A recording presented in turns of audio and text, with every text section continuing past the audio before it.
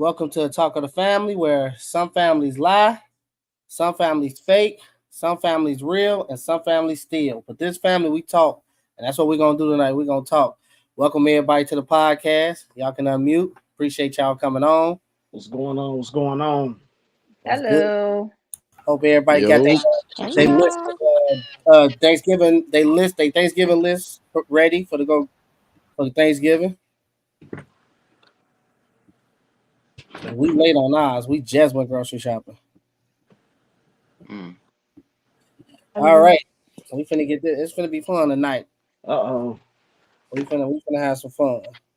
Get some pen and paper. So I got one of my videos. This video right here. This is gonna be a little.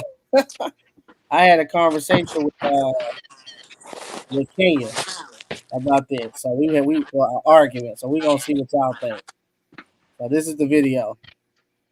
And so Are you a virgin? North. Admit that you have slapped Tina before, but why, Ike? She would be walking around looking sad, with a lip drop, and I keep asking her, "And what is the matter with you? What's wrong?" And it's always nothing.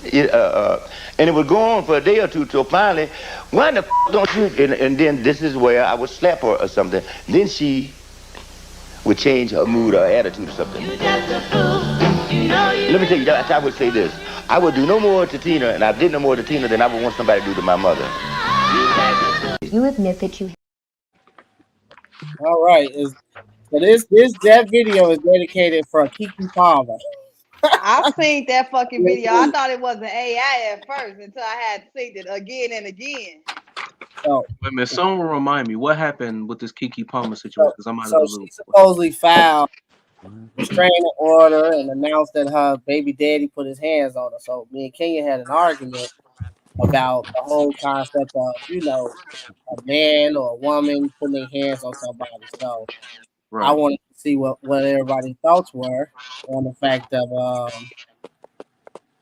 a man putting their hands or a woman putting their hands on a man. So is there ever a good reason to put your hands on someone? Now, when I had the argument with Kenya, now I don't agree with nobody putting their hands on each other, but at the same time, sometimes you gotta clock a motherfucker upside the head. So I just want to know: is it ever a reason to put your hands on somebody, whether it be a woman or the woman putting their hands on a man? We're gonna go with Nene. Man, go to me last. This is a fool. Y'all want me to be honest? We want you to be honest.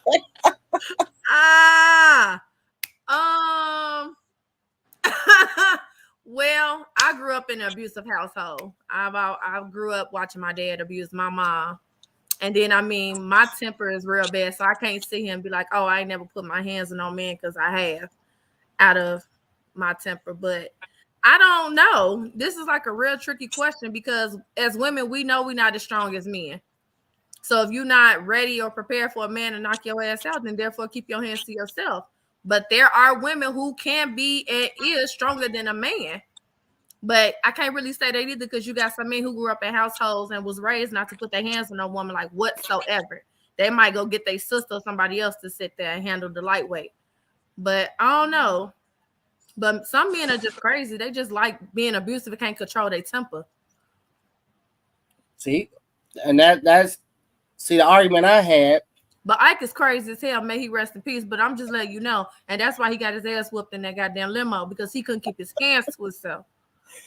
But look, the argument I had with Kenya is that it's never justified. In my opinion, because there's always two sides to a story. So when the Keke Palmer shit came out, Kenya was more like, "No, it don't matter. He should never put his hands on a woman." But I'm like, you don't know if she over there abusing him. But some women can go to jail for a domestic. I've seen it. Women have been to jail for a domestic. So, but how often is that? How often is a man realistically go press charges, go down there, put a restraining order on? Who fault is that? A lot of times women are beating on men, and men with the pride and ego, we don't go down to no damn police station. So that's look at the Chris Brown Rihanna situation. Like, what do you say? Like, what do we say about these are two young people who are in a He relationship, and said we that don't really know what but happened with them. Chris Brown said that she spit on his face and he reacted to So her this was spitting on after the him. award. So this one they had the argument in the car because the way Yeah, Rihanna described it to Oprah, she said that he pushed her face to the passenger window, like but slammed it. I feel like anybody that fucking interview with Oprah, they with the shit because we already know what the fuck Oprah do behind closed doors with these kids. But he had an interview saying that she spit in his face after she found out that he was cheating on her. So that's what So I'm saying. that was his reaction. Is that justified? She spit on him. He clocked ass. Is it That's ever disgusting. Who want to be spit on? That's disgusting. Obviously, it's not permissible. It's frowned upon. But is it justified? Because we have these look, there's always a debate going around about how a man should never put his hands on a woman, right? Never. But nobody talks about the fact that a woman and constantly what she might do with her words, with her hands. Like women be out here on some vicious shit. But it's always looked bad upon for a man to strike a woman. But everything's okay with a woman do it. Okay, so I'm gonna give y'all a prime example, right? I have a scar on my nose for the rest of my fucking life due to a man putting his fucking hands on me. So it was one particular day, he was at my friend's house, he was on the couch asleep. So I'm coming from school or whatever. I was in high school, he was older than me or whatever. So I'm trying to wake him up off the couch, and he like, just like, get off me. So I'm steady like yanking his fucking arm, like, get the fuck up. So like he got up and like chased me to the back, and he knocked my ass out, and my face had hit the table, and my nose been fucked up for years. But it's a little scar here. But is that like justified? You didn't hit him first though, right? No, I didn't hit him first. I was like yanking his arm to wake him up out of his sleep. And that's what his reaction when I woke him up out of his sleep. So was that? But was that? So that sounded like that was accidentally though. Like he maybe was dreaming somebody on some shit, and then you trying to wake him up, and he. But the nigga been crazy. That's not justified though. That's not normal. It's not justified. That's not justified. Ain't nobody finna wake up out of their sleep and do that. Yeah. So basically what you're saying is, go ahead, Twan. Go ahead. You're on mute. I think the nuts and bolts of this situation is relationships be needing space to fight. We need space to fight, like for real. We need space to be able to get our shit off. Now, I'm gonna answer the question in the get-go, but I want to explain my answer. No, there's no justifiable reason that a man got any business hitting a woman. Now, I'm saying this from the perspective though that women don't understand that toxic behavior that they do to us over time, how it can change a nigga. It could change a man, like for real. Like I'm speaking for myself. I'm a man who got the principles. I don't believe in hitting a woman, but I've been in so many situations where like, I've been punched, spit on, scratched. I've been through a lot of demonstration. It's like, it changed me. So I went from a man who got these principles, like, man, I never hit a woman, to like understanding like damn, a person could actually take me there where I'm defending myself against this woman. So even still though, I think control is everything with the situation. Like, but does it I don't know if it's ever, I'm sorry to cut you out, but does it feel like if a man does that, like depending on the man, like would you feel bad afterwards? Because something like that, it kind of like you get this impulse, you get this trigger, right? For whatever reason, whether she, started an argument or she put her hands on you, then you hit her. But immediately after, is it a fate? I think so. That a man would have, like if they know, like, oh man, what the fuck did I just do? I think initially every man go feel some type of way. But this the thing. I think for those who continue to go on down that path and keep getting into them fights, they get used to hitting the women to the point where they don't have no feelings in actually putting their hands on a woman after so many times. You know what I'm saying? But I think, for me, like, I would believe so. I believe, like, like after a man hit a woman, especially if he care about her, he go feel some type of way about it, even though she might have done whatever to cause him to get out his body. But see, that's why I'm saying that's why the whole point is it ever justified, right? It ain't because we gotta have control. I'm a man. It's like there's certain things that I gotta have control over, and it's like she can't unless she can beat me up. I ain't got no business putting my hands on her unless she can beat me up. And it's also a thing of you knowing how to exit a situation. I feel like at the end of the day, if you feel yourself getting to the point where you like, oh, I'm finna have to beat this bitch up, you as a man should be able to exit out of this house. I'm finna remove myself. But you speaking from a non-toxic. But see, that's not so easy though. Situation. I'm sitting there talking about self-control. Some women won't let you get out of the situation. Especially depending on the escalation. And that's the problem though, because I feel like in general, people should be able to control themselves because you shouldn't want to have to put your hands on somebody. Even me as a woman, I've been in situations where I had to fight a man, and I already know now I didn't put my hands on a man before, and a man didn't put his hands on me. But I could feel myself when I'm going down that road, and I feel myself like, oh, no, you finna make me have to put my hands on you. I'm not even finna do this. And I feel like it should be that same grace for it. It's not about suppressing your anger. That's why I learned the anger management class too. We gotta learn what trigger. I'm saying remove yourself from that situation. If you feel yourself getting triggered, it's identifying the trigger and removing yourself from it.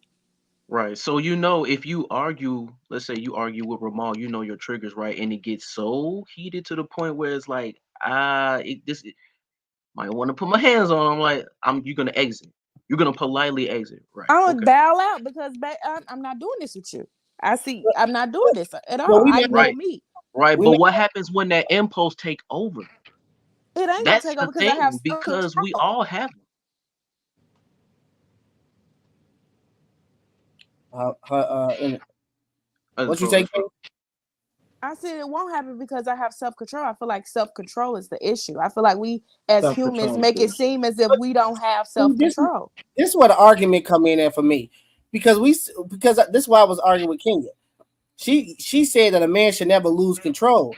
But what about the woman? What about the woman losing control? We never account for the fact that a woman loses control, not just physically but verbally. So it's always you're trying to tell me just because I'm a man that I am not allowed, even though I'm human, to lose control, and she might be the one picking at me, saying shit to me, throwing shit at me, poking me. I'm supposed to just because I'm a man. Shouldn't you remove yourself before we get there? I feel like we forgetting the fact that if you get in there, you shouldn't be in it in the shouldn't first you place. Remove yourself as a woman if you the one mad? You both should. You should. If it's toxic like that, what are we doing with each other? And I feel like we make that normal. Everybody think that you supposed to be arguing, fighting like cats and dogs, and we sitting there, you calling me out my name, I'm calling you out your name, I'm putting you out. Like it shouldn't even go that far. It's a problem. Because that shit get you locked up. That shit get you locked up, get your kids took, all kind of shit. So it's definitely all about self-control and walking off. But that's the thing, Tiffany. It gets harder because if this is somebody that you love, it hurts even more, especially what you say, because it's like if you say something, especially because your partner's weaknesses, right? Or what I feel like he or she likes, and so when you say something like that, it's gonna hurt. Like what you say, right? But why should we say something impulse. Very mean to each other if we really love each other? Why should we do that? That's dirty. That means that I really don't fuck up. That means that that's when the emotion. But that's when the emotions take over. That's what I was telling Kenya. That's when the emotions take over. When you have an impulse, it's like, oh damn, I let that slip out of my mouth. I didn't want to, even though you said what you said. Now it's like, oh okay, now I know what's gonna happen. You know what I mean? So it just.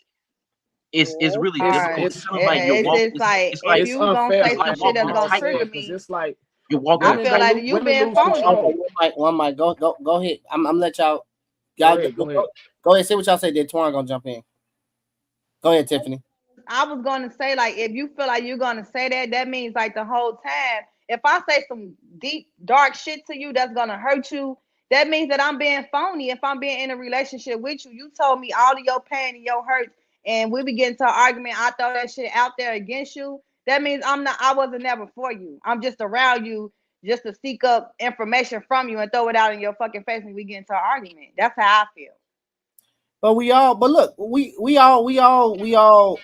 human. So we're not perfect. So there's moments, no matter how much we try not to go there. Come on now. you're gonna snap out. There's gonna be moments your attitude is gonna get the best of you. We can't not acknowledge that. So I'm just simply saying is, should women also be held accountable for putting their hands on men like men are always held accountable? Because I always oh yeah, we should be held accountable. Yeah, definitely takes two. Yeah, because I've heard stories of women but keying niggas' cars, bleaching people clothes. I feel like, and I've told men, listen, if my clothes and shoes get bleached, especially my shoes, I damn near lose my mind too. I damn near your material stuff. That's facts. That shit, you know how long you do all that shit. Men take that seriously too. Go seek help, because if you that attached to materialistic stuff and you really don't risk your freedom, go seek help. No, but look, what if you're willing to risk my freedom because you putting your hands on me, you bleaching my shit? Yeah. You willing to risk my freedom too?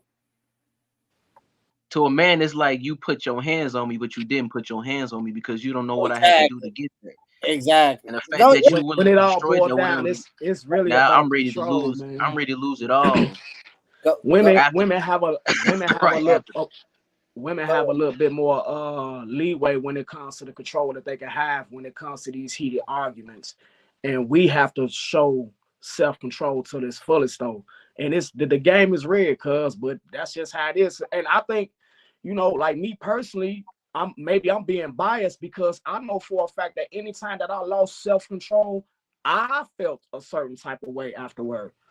Me personally. So it's like, damn, I probably could have controlled the situation a little bit better, despite whatever crazy shit I was dealing with at the time. You know what I'm saying? So you saying you still gonna put the blame on yourself? I mean, because it's like, like it's like I understand what's going on. 9 times out of 10, it's probably something that I did wrong that that the whole argument is probably going on. But the whole point is we're supposed to have a safe space to fight. You know what I'm saying? So it's like I gotta understand that, like, man, I'm the reason why she's going there, but still, try to control a situation where it don't get out of control, where she put me in a position where I'm matching her anger. I'm matching her toxicity. And I think that's the difference between a boy and a man, because I feel like a boy will sit there and say, well, she made me do it. You got to take accountability for it, because even as that's the difference between a girl and a woman. If you know for certain you ain't had no business doing that and you was wrong in the situation, you should be able to be held accountable and know that you was wrong. I feel like that whole sitting there saying, well, she made me do it, and if she never did that, I wouldn't do it. I feel like that's childish. And it's a difference, I feel like we forgetting, between an abusive man and a man that just lose control. Because at the end of the day, it's a lot of abusive men out here. And by this whole conversation sitting there saying, well, they lost control, it's a lot of niggas out here that just enjoy putting their hands on a woman. Now, Ro, I remember you was telling me this. I believe this was like a couple of weeks ago. I think it for a moment I was a little bit like, it didn't make sense. But when I really thought about it over time, like even when you was telling me about arguments, right, that you and Kenya have in front of Jamal, you said you were showing him this is how you de-escalate an argument. And I'm like, well, usually the parents would say, well, we'll never argue in front of the kids, right? That's a method. But when you said that and you broke it down, you explained it, and you said, well, how's the kid ever going to know how to end an argument? And then when you broke that down, it's like, this is what happens when two people argue, and this is what happens when you de-escalate. You know what I mean? To show them an example, because young children, they don't know what that looks like. All they know is, I'm going to yell at you, you're going to yell at me back, and then we just separate the two. But that's the ultimate result. I think that's a good way. I like the way you went that route. I've never put my hands on a woman. I've always been able to walk away, right? So that is part of the reason why, though, because I've learned how to de-escalate. I've learned how to control myself. But that is another reason why I showed Jamal, why I'm not afraid to show, or we do argue in front of him, not all the time, but when those times come, we're not shying away from it, because if we don't show him how to de-escalate and what that looks like, he's not going to learn how to control his anger in the midst of that. Like, to see it from us, right? To see that even when me and your mama arguing, I don't put my hands on your mother. I don't call out her name. I don't go that far to that extent. I as far as I go, you get a yell out of me, right? I'm a yell, but other than that, I'm not going to the extreme. So that is showing him so that he don't use his anger and then turn around and in the midst of that put his hands on a woman. But you know, again, what happens if a woman put her hands on him? Right? That's the part I'm saying. Right? What if he de-escalates? Right? Because I showed him that. But she's still coming at him, right? He's saying gone. Because I've heard situations like this where a man's like, gone, man, I ain't even finna do this with you. I ain't finna do this with you. But the woman is so motherfucking angry, she's steady approaching him. Next thing you know, she putting her hands on him. Then what do we do then? Do we call the police like she would call the police? Call the cops. But how many men gonna do that? Okay, I'm gonna ask Twan. I got the police called on me, shit. Would you call the police on a woman? No, I can't call no police on no female. Bro. What I'm saying? That's crazy.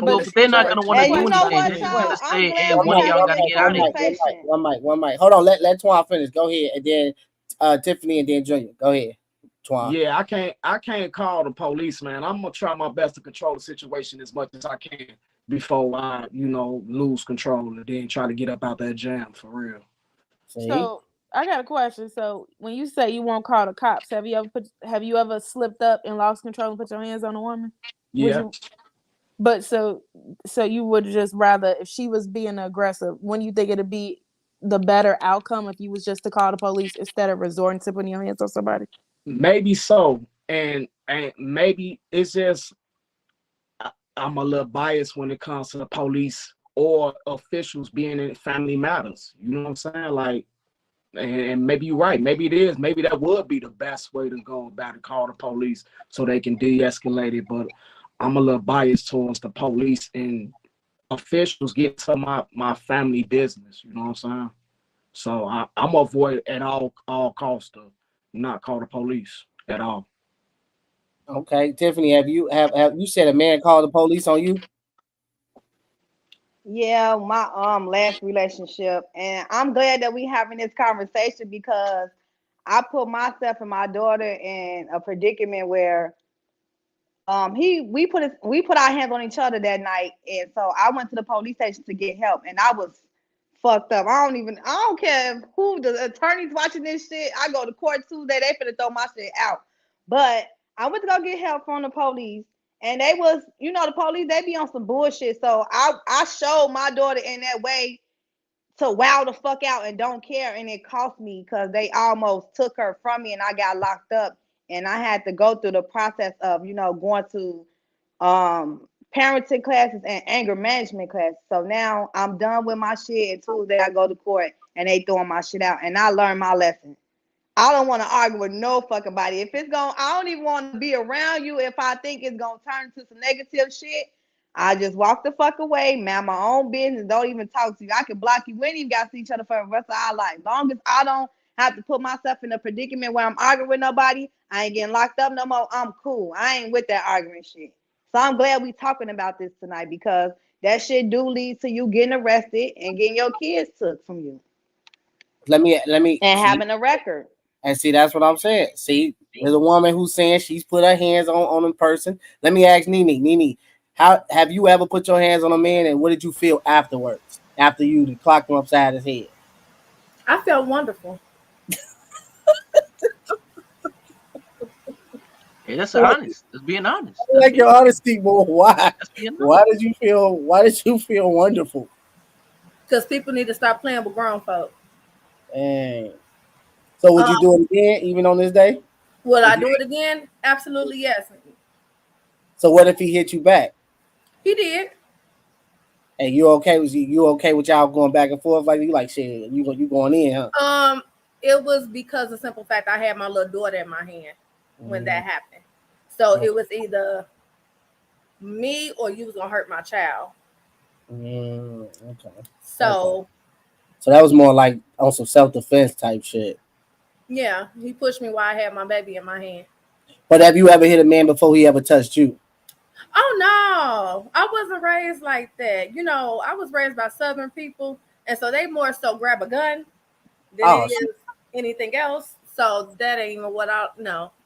So you grab guns first? No, I'm not grabbing no gun. I have a whole career, and I do not want no background. So no. Okay, no. I guess.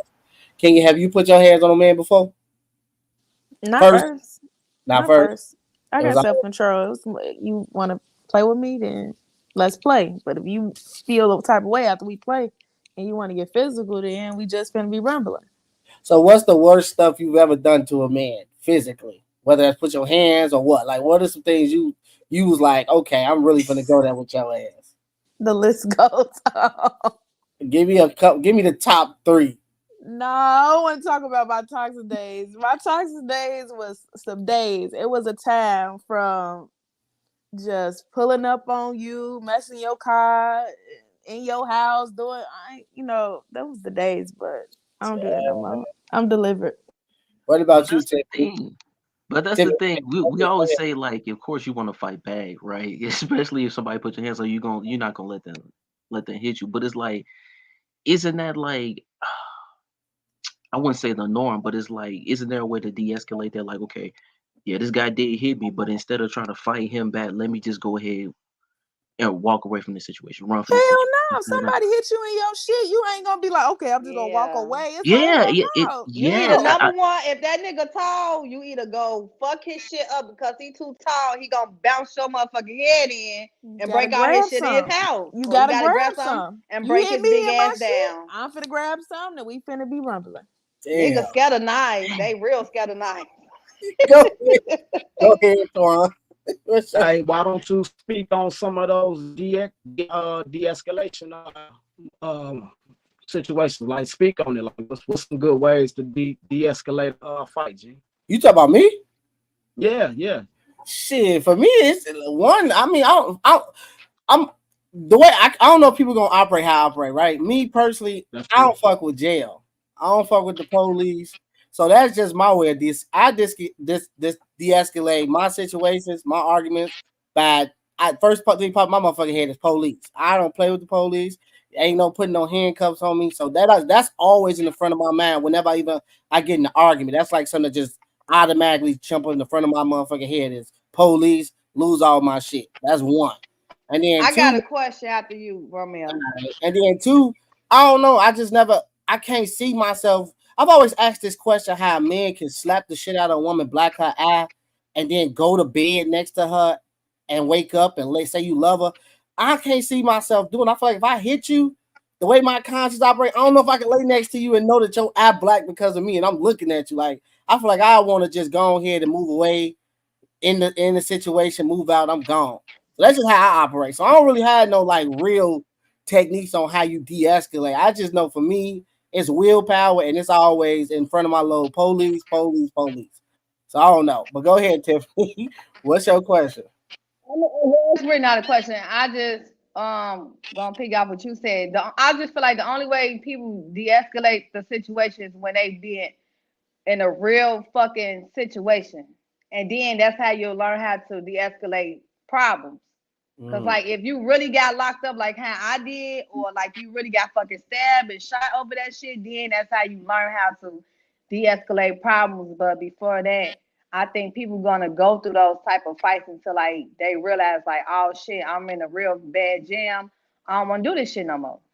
I kind of actually agree with that. I think that is the only way you probably will learn is basically after whatever the results of after you didn't put your hands on somebody, whether that be the police or you didn't got stabbed or whatever. I don't know, because then some dudes get stabbed by a woman and still come back putting their hands on them. I feel like you stabbed me. I think if you stab me, we ain't even in a relationship no more. It's over with. It's done. But the thing is, bro, people like that are in relationships. What happens if they both get help? Because there have been some stories where people have both gotten help, like counseling or whatever the case may be, in order for them to like figure out what the root issue is. Like you put your hands on her, he put his hands on you, and you guys want to try to save the relationship. So there have been couples who've actually been in those situations and they sought help because they knew it was like something wrong, like something like. What do you think about those people? Like, you think like there's like that's weird, or there? No, I think it's like anything. If y'all can manage to get over it and still be able to look at each other as human beings, as two people that love each other, then I guess that's fine. But you will have to. I think seeking counsel, and everything else probably would need to be a factor in that. I don't know. I don't know. I think for me, like I said, if I put my hands on a woman, I'm out. If a woman pushes me to that extent to where I gotta put my hands on her, I'm out. So wait a minute, you're not giving. So you're not. I mean, obviously, you forgive that person, right? And obviously, somewhere down the line, you forgive yourself, right? But you're saying to yourself that you do that one time, you're gonna feel so guilty that you don't want to work it out. You don't want to figure out like what happened in the situation and what you want to do. Yeah, that's a good question. Nah, Because man. that's just so slippery. Look, my conscience is so bad, bro. I done cheated and told on my damn self, so I know for a fact I'm not gonna be able to take the whole putting my hands on somebody and looking at her like, damn, I blacked your eye. Like your eye is really black because I hit you in your shit. So it's the guilt. It's the guilt that you Right. carry. That's what I'm saying. It's the guilt. That's strong. It's the guilt. Like I just me. The guilt is bad on me. I would tell on my even damn after one time. Yeah, and your whole entire life, one time, that's it. You don't give yourself a second chance. Nah, bro, the guilt. I think it should never get physical though. I feel like if it gets to a point in your relationship where it gets physical, I feel like it's something there that y'all shouldn't really be together with. Because if you get so, I hear you. You know, like it's just we know for a fact that.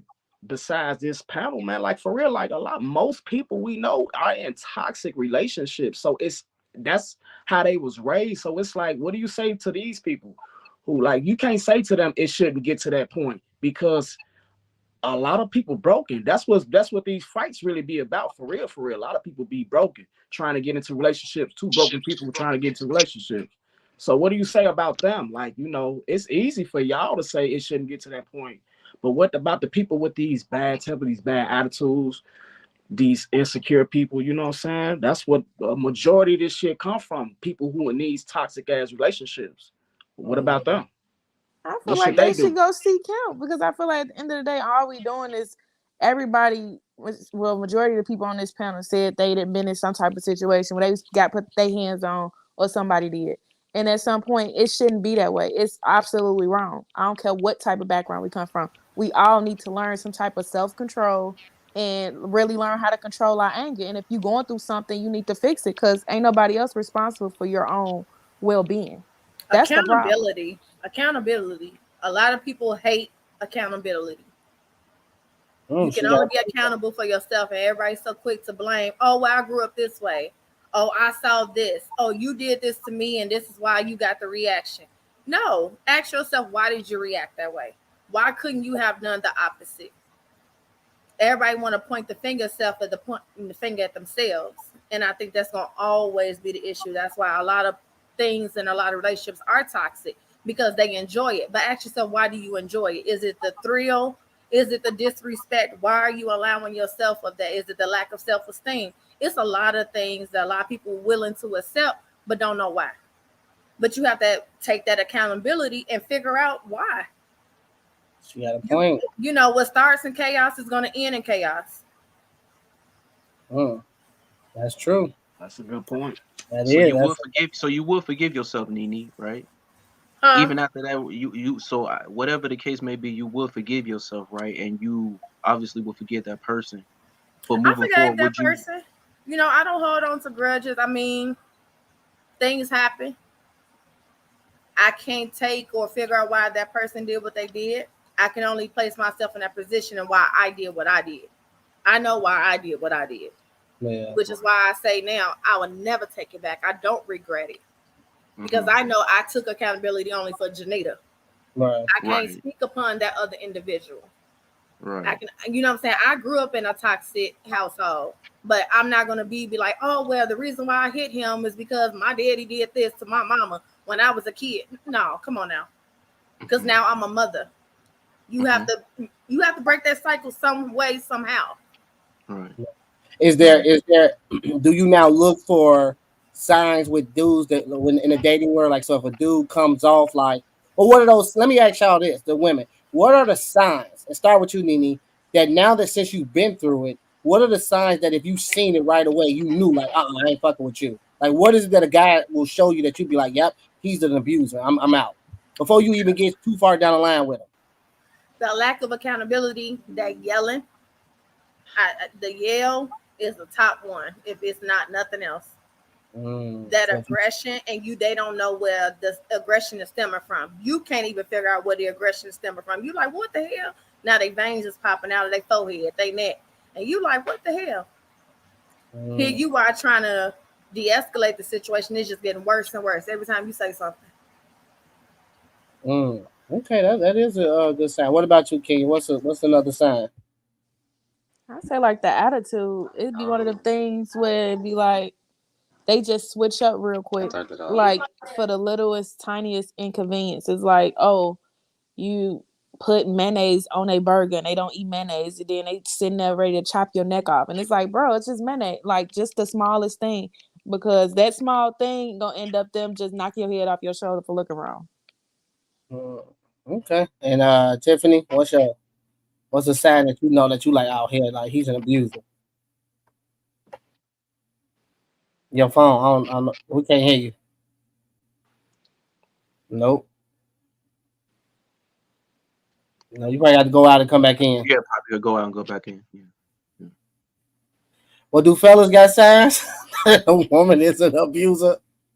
Twan, do you got a sign that a woman? I'm quite sure. Like for real, the signs is written on the walls for all of us. For real. You know, it's not hard to tell when somebody is a toxic person, and it's like the key is like, what do you do when you see those signs? The signs be written, bro. It's not hard. It's people only can hide themselves for so long. You know what I'm saying? Like the truth will always come out. So the point be it, I think the point is ain't the signs. The point is, what do we do when we see them signs for real? And a lot of people keep going. A lot of people push through. They see them red flags and kind of like push through. So, a lot of the signs you could tell, like for real, like man, like for me, women kind of be intentional with that toxic behavior, and like when they be intentional with it, like don't think that shit, like don't run from it. When a woman is showing you like her true colors for real, man, don't take that shit for like some type of joke or anything, man. You gotta actually see her character in that shit. So, but see, that's the thing, Twan. I mean, if you notice that and you just don't address it right, then that guy, he knows what he's getting himself into, and he's basically telling himself, "Yeah, I'm about to enter this toxic ass shit, right?" And we just gon' like, I'm with it. I'm with whatever you want, because that's how the toxic relationships. That's how they grow, right? That's how people notice it. Like they know them signs, just like what you said. Like especially for guys, if they see it in a woman, like, oh, she got a fucking attitude, she got a snarky ass attitude, but I ain't gonna dress, I ain't gonna say nothing about it because that's who she is. I like that shit. That's the toxicity where he's accepting. Like, yeah, we're gonna get into something like this, and when you push me the wrong way, I'm gonna be with that shit. I'm with it, and it's basically saying like, bro, if you know you like this type of shit or whatnot, or if you don't like this type of stuff, address it. But I think guys, if they notice those signs and they're still in those relationships, they accept it. They know what they know it's gonna go down wrong, and they will they want to go with it. They're willing to go down that path. I agree with you. Go ahead. I just said people like ignoring the red flags, and then once it's like people see a ticking time bomb and they know it's a ticking time bomb, and once it blew up in their face, they want to act confused. Like, we just need to start taking stuff for what it is, because it's not nothing that you have to figure out. Take it as surface level. It's nothing that you have to, oh, it will change, or oh, I could get it over that, or she'll eventually change. Like, nah, if that's what they showing, that's who they are. And that's what's crazy. You know what's crazy for us guys, because especially not myself, but guys and like some guys in general, it's not even just the toxic behavior. It's more than the personality, the looks. That's the reason why we stand, because of your body. I'm like, oh my gosh, I'm not leaving. That's the reason why we gonna endure this toxic ass behavior, because it's like, if I know you're not good for me, but I'm still staying, it's not because you can cook really good, you're well spoken, you're well traveled. It's the body. That's the reason why I'm staying in this toxic ass. So with that being said, so is it wrong that we are allowing ourselves, most men, I ain't gonna say men, but most men are allowing some level of toxicity with the women that they know, especially in our culture, that is keeping it real. Is that right? You know, like we gotta accept that 9 9 times out of 10, a lot of women that we go deal with gotta have some level of toxicity. Is that okay? Is that acceptable? Because that's where we at, bro. That's where we at right now. Look, no, that's not, because I already said if me and Kenya didn't work out, and I said I had to do it with her, but before her, I'm not building any more broken women. I'm not building any more broken women. To me, broken women are toxic. Because if we, especially if we in our 30s or late 30s or whatever, and you still walk around this motherfucker talking about you got an attitude problem, or just your reaction to shit, that's toxic. Because at some point, when do you work on that? How do I get in a relationship with you, and how we gonna communicate if I've learned as a man how to de-escalate arguments, or how to willpower to not go as far as I put my hands on you, whatever the case may be, but you ain't learned shit. So then what? How do we communicate? If I'm trying not to yell, but you yelling, or I'm saying talk to me like this, but you like fuck that shit, it's toxic. So it's gonna end up you putting your hands on a motherfucker, or y'all fighting or whatever. So for me, I just feel like whether you man or woman, if you are broken, especially from your 30s and up, I think anybody that's not broken needs to stay the fuck away from that. It's the looks, bro. It's gonna be At the end toxic. of the day, I think it's the looks. Like if you see the signs, they're emotionally broken, spiritually broken. You know what I mean? And you don't address it by saying, "Oh, you need to go get help." Like this is not going to work because you're not going to bring the best out of me. I'm not going to bring the best out of you. But instead of addressing those issues because of how you look, because of how you present yourself to me, and you're so appealing, I'm gonna overlook that shit. I'm just gonna overlook that because somewhere down the line, we get this false impression that everybody just like when they get older, they just gonna mellow themselves out. Instead of just addressing that Not part only and that, just saying brother. like, What "Hey, about the I point just of think you being? need to get What some about the point of feeling help." judgmental? Like, like, man, just imagine getting into you just not meeting somebody and you seeing these red flags, and you hit with that ultimatum, like, man, do I talk to this person? Like a lot of people don't tell the truth because they afraid of what the other person is gonna feel. That's why a lot of people don't tell the truth, man. It's not necessarily them, it's the fear of how that other person will feel. So, that's got to be taken into account too, though. Yeah, for sure. For sure. I think we summed it up. I think just in general, it ain't good on any side of putting y'all a man or woman putting their hands on each other at all. And it ain't justified on either side. And I agree with Kenya. If woman can call the goddamn police on you, you man better put the pride in the lock her up. women and press charges. Because I'll tell you right The now, story better be appealing, bro, because the police gonna side with the woman always. Hey, listen, fuck Your the story pride. better be compelling. Look, word to advice to my ladies: don't be like me. Hey, listen. Word to advice: don't be like me and get your ass locked up. Because you black and you already at disadvantage. You black. You call the police, especially where your environment is. Like, your story better be compelling, bro. It better. No, it's really about when the police with domestics, it's whoever be the aggressor when they pull up.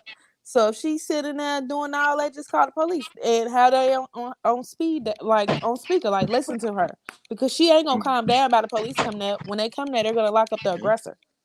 Yeah, facts. Yep, and I'm gonna make sure she the aggressor. I'm gonna be in there motherfucking crying, snot boogers, holding my eye. I didn't scratch myself. She did it to me. I'm calling the police. And I'm pressing charges. But we gonna move on. Hey, look, the reason why my ass got locked up because I asked the police. I'm like, so he just put his hands on me. I can't hear. Tiffany? Y'all can hear me? Yeah, we can hear you. Hello? Yeah, we can hear you. I say the reason why I got my ass locked up because I went in there and asked the police, put his hands on me. What is y'all gonna do? I'm like, can y'all go lock him up? They say no. I say, so if I go back to that man's house to kill him, what the fuck y'all gonna do next? You getting locked up for first degree murder. They lock. So that's what like fast the fuck out. Yeah, they lock you up. You shouldn't did that with Tiff. But we gonna move on to the next subject. I wanted them to go lock his ass up because he beat the shit out. Just stay away from toxic people. Everybody who toxic detox that shit. Right. Look, we're gonna move on to the next subject. This one, I brought this one in because I want to see what the women got to say, right? And I'm guilty of it, feeling this way this week. I don't know. I felt this way, and I felt like a lot of men probably had these moments. So I want to see what the women got to say, and I want to see what the guys got to say. This one, let's see. It's more like a read. So it's looking at it and it's talking about how, in so many words, Tyrese went on in public crying. Kanye broke down crying. Will Smith broke down crying. And basically, they all were shunned. They all were shamed for showing these emotions in the public eye. Everybody made in front of them, talked about them, and so that's really what it basically all these is saying up here, like how they just broke down crying. So my question is, why are black men shamed and laughed at for crying and showing emotions? Why? And more so, yeah, just why? Why is it not a safe space for black men to show emotion or feel comfortable? We're gonna start with Kenya. Why do you think? I don't know. I feel like it's all a condition. I don't even think it's really society. I feel like black men are even conditioned as little boys that you cannot cry. Like that's just something in the community where it's like we teach our young boys that you better not cry. Like you better not show emotion. You better not do this. So it's just pent up. So I feel like when they get adults, it's just the norm to continuously to hide it. And when they do show it, it's not normal because we never really saw it. So it's like, I don't know. But I just feel like it's the conditioning on them as well as society where black men don't have emotion. What about you, Twan? What you think? What do I think? What's the repeat the question one more time? So why are black men shamed and laughed at for crying? And more, and then you know what? Before you answer it, Kenya, you got a son though, right? You got two sons. Is that all right for them to grow up and feel the same way? Before I get to you, Twan, is that all right for them to grow up and feel the same way? Where they can't cry, they can't show. Because in my household is you can show emotion. I want to know how you feel. But at the same time, I don't expect you to just be crying over anything and just your first response is crying. No. Like you can't, it has to be some type of balance because can't no individual just cry at any inconvenience. Because at the end of the day, life ain't nothing but inconvenience. Like the first response cannot just be cry. But your emotions are valid and you can't express your emotions. I know that kind of sound like an oxymoron, but it's really not. It's like show your emotions, feel how you feel, but also have a problem solving type of mindset. Because at the end of the day, we just can't sit around and cry because nothing's not going to get fixed. So it's having that balance where you can show emotion, but just don't let your emotions take control. What about Paul? What you was going to say? You froze. Yeah. I was gonna say piggyback off what Kenya said, a lot of it really is conditioned. But this what I can say. I don't think it's necessarily that the black man gets shamed for crying. I think that's kind of like what America do with men when they being soft. But this the thing though, it's a flip side to it. I think, this has discouraged this thing has discouraged men to display their emotions. Like, we're very discouraged. But I'm gonna tell you something, bro. For those that do, they might get mocked at first, but we know eventually they get a strength. Like, they strong. It takes strength to do shit like that. So, like people might laugh at first at them, like, haha, yeah, you crying. But eventually they take on a character of it's like a character of strength when they do this. So I think it's okay. I think men need to stop being afraid to displaying their emotions, like for real. It's really just a weakness, man, for real, because you could display your emotions and still be strong as hell, for real, man. But let me ask you this: are women making it safe? Because when we talking about all of the when I put that picture up and I seen those comments with each one of those situations where it was Tyrese, Kanye, or Will Smith, in the comments there was a lot of women laugh at them. I don't listen. I'm not gonna lie, bro. I don't think a man go care about it's other men. It's other men that men worried about what they go say, bro. I don't because you just when you just said that, I didn't. Who cares about what the women saying? But let another dude say it. Let it had been some dude actors, man, their ego go, it kick in 10 times harder, bro. But look, how can we not worry about women laughing at us if, on the other hand, women are saying they want a vulnerable man? It's a contradiction that you saying you want a vulnerable man, but now you see these men get on this platform and they show their emotions, and women are saying, "Hey, you a bitch, you crying like a pussy." And a lot of these women got sons as well who's saying this and talking this shit about men. So how does a man feel safe to be able to express himself or be heard if it ain't no safe space to do it? The world don't make it safe, right?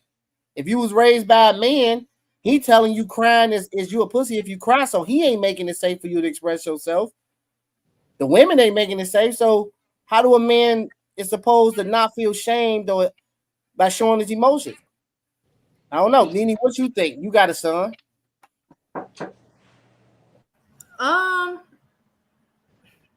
I really honestly don't know why men are ashamed to laugh at. I honestly think it's a terrible situation because Black men already have the world against them as is, just being Black men. And I find it just a terrible situation where it is that as Black women, we laughing, we putting them down, calling them bitches and, toughen up and this, that, and that. Although, yes, it is conditioned.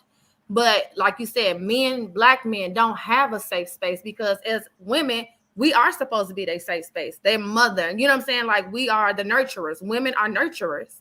So for a woman to not be a nurturer to any man is like ridiculous to me.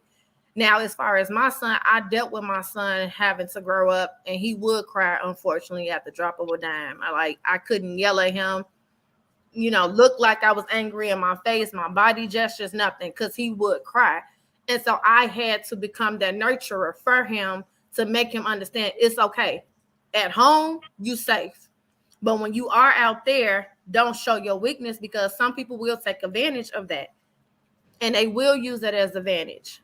Now, Tyrese, I just feel like, it's just a sad situation. Will Smith, it's going to be an ongoing situation with him because of what his wife is doing. Kanye, we just gonna skip that because we don't know what's going on with that man. But like I said, mental illness though in the Black community, especially with Black men, is something serious. And I think a lot of people don't put the light on that. A lot of these men are really going through things from childhood, growing up and the area that they're growing in, and they don't have an outlet. So the very moment that they are showing some form of vulnerability, which is necessarily always crying sometimes instead of aggression, a lot of people can't take heed to it. They tend to look at men and be like, oh no, he's supposed to be strong and steel. That's supposed to be Superman. But damn, when do he be able to take off his cape? When can he just kick his feet up and just be human? When can he not be that individual that we always got to look at him as per society? I don't know why it's a laughing matter. I don't think it's a laughing matter because one minute a man could be crying, the next thing you know, these kids are shooting up schools. You know what I'm saying? Like you have to take it in consideration. You have to look at all aspects. And I don't know if that's the nurse side of me looking at all aspects or just the mother side of me, but you have to look at it all. Okay, that was well spoken. Khalil, what you think? Because you have some sons. Do you feel like, or do you fear that your sons might grow up with more aggression because of the world or because of women they might date or whatever that doesn't display to them that they could be vulnerable? Because I mean, we are living in a society where again, men are being shamed and laughed at for showing their emotions. No, I wouldn't say it's a fear. I have 3 sons and they are like they have 3 different personalities. So like my oldest, he just turned 12 on the 5th of November and he's way softer than my other 2 kids. And I think it's because he was the oldest, so he probably was like sheltered the most and we kind of like catered to him the most because he was an only child for 3 years, and he was the oldest. And then, like, as you have more kids, you kind of get a little bit lenient with certain things. So, like, my middle son is like, he just like a different breed. Like, he not scared of nothing. He is like fearless. He's just completely different. Where my oldest is, he's a little sheltered. He's a little like standoffish. He's leery to do certain things. Whereas my middle son, he ain't worried about nothing. He with the shits. So So go ahead. I'm not really worried because I think my kids get a good balance because they have me and then they also have my husband. So, they get like the male side of things, they get the woman side of things. And then I think just where we live, like for my kids were born in DeKalb. So we were out there for like a good part of their life. And now we're back home in Chicago. And so them coming back to Chicago and being around a lot of city kids is kind of giving them the balance to be well rounded. So they know how it is to live like a suburban lifestyle where a lot of the kids are like, well mannered. And then now that they're up here, they play football in Chicago and we live in Oak Park. So they go to a suburban school in Oak Park, but they play sports in the city. Mm-hmm. So they get around those kids and they have to learn to adjust. And I think that's healthy for them because it gives them both sides of the spectrum. They're not just strictly around white people in private schools and only know how to do, or they not just strictly in the hood around a bunch of hood stuff. They kind of get a little bit of both, which in my opinion creates well-rounded kids. So with me having 3 sons, I don't really worry about that because I just feel like they have a really good foundation. And I think just keeping them, surrounded by different cultures and different things just kind of helps them to think outside the box and not be like one track minded and only know one thing or one way to live. It helps them to see other points of view, and then it just teaches them like, okay, these kids don't really cry like that, but if we at school and something happened to one of my friends, they might break down and start crying. But when I'm on a football team or with my football friends, I know I can't do that because they might tease me for getting, in my feelings. But I know when I go to school around my school friends, I could be a little bit more vulnerable. So, Well, let me ask you this: you had mentioned your husband. Do he, being the man, okay them to cry? Do he? Okay. So he okay. But see, that's different, right? Because and he just helps them channel their emotions properly because that's what I think a lot of Black men lack. They lack the ability to channel their emotions properly. So it's usually channeled one way, which is through anger and violence. But I feel like my husband does a good job of teaching my children that not that it's ever wrong to cry, but he's like, okay, that's not really a reason for you to be crying. So I'm gonna need you to get it together. Okay. It's okay to cry, but you're crying over some bullshit at this point. Like, just doing what needs to be done. And I think a lot of men, Black men specifically, are not taught how to properly channel their emotions. So then they just grow up thinking that they're not supposed to cry or that it's a bad thing to cry or it's, makes them a bitch to cry or whatever the case may be because they just weren't taught how to do it, in a healthy manner. What about, so I'm gonna piggyback on what she said, Twan. Were you told as a child, by any males that might have came in your life, like, don't cry, toughen that shit out? And what did that do to you growing up, if that happened? And then where are you now? Do you feel like you're okay to be vulnerable and shed tears in front of your lady, or do you feel like, nah, I still can't do that?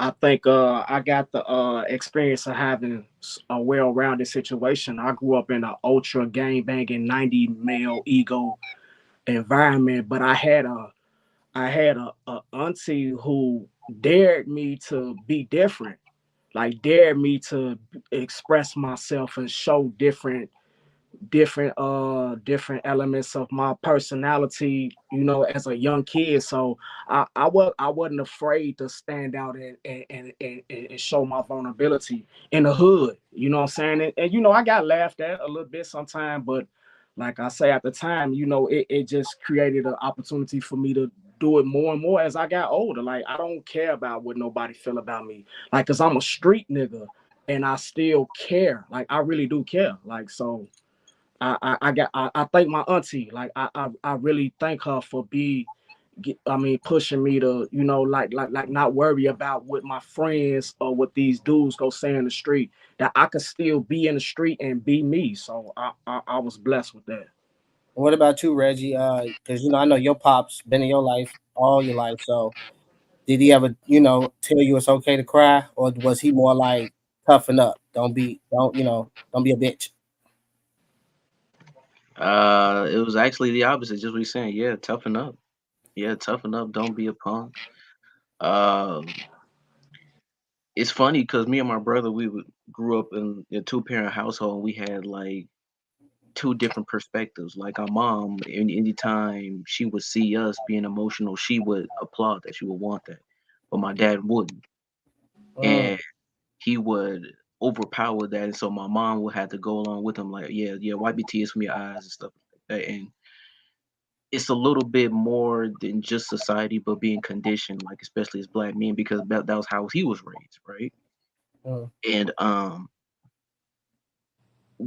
I guess we grew up like, at least for us, the stigma of like, you cannot show any kind of emotions like around me.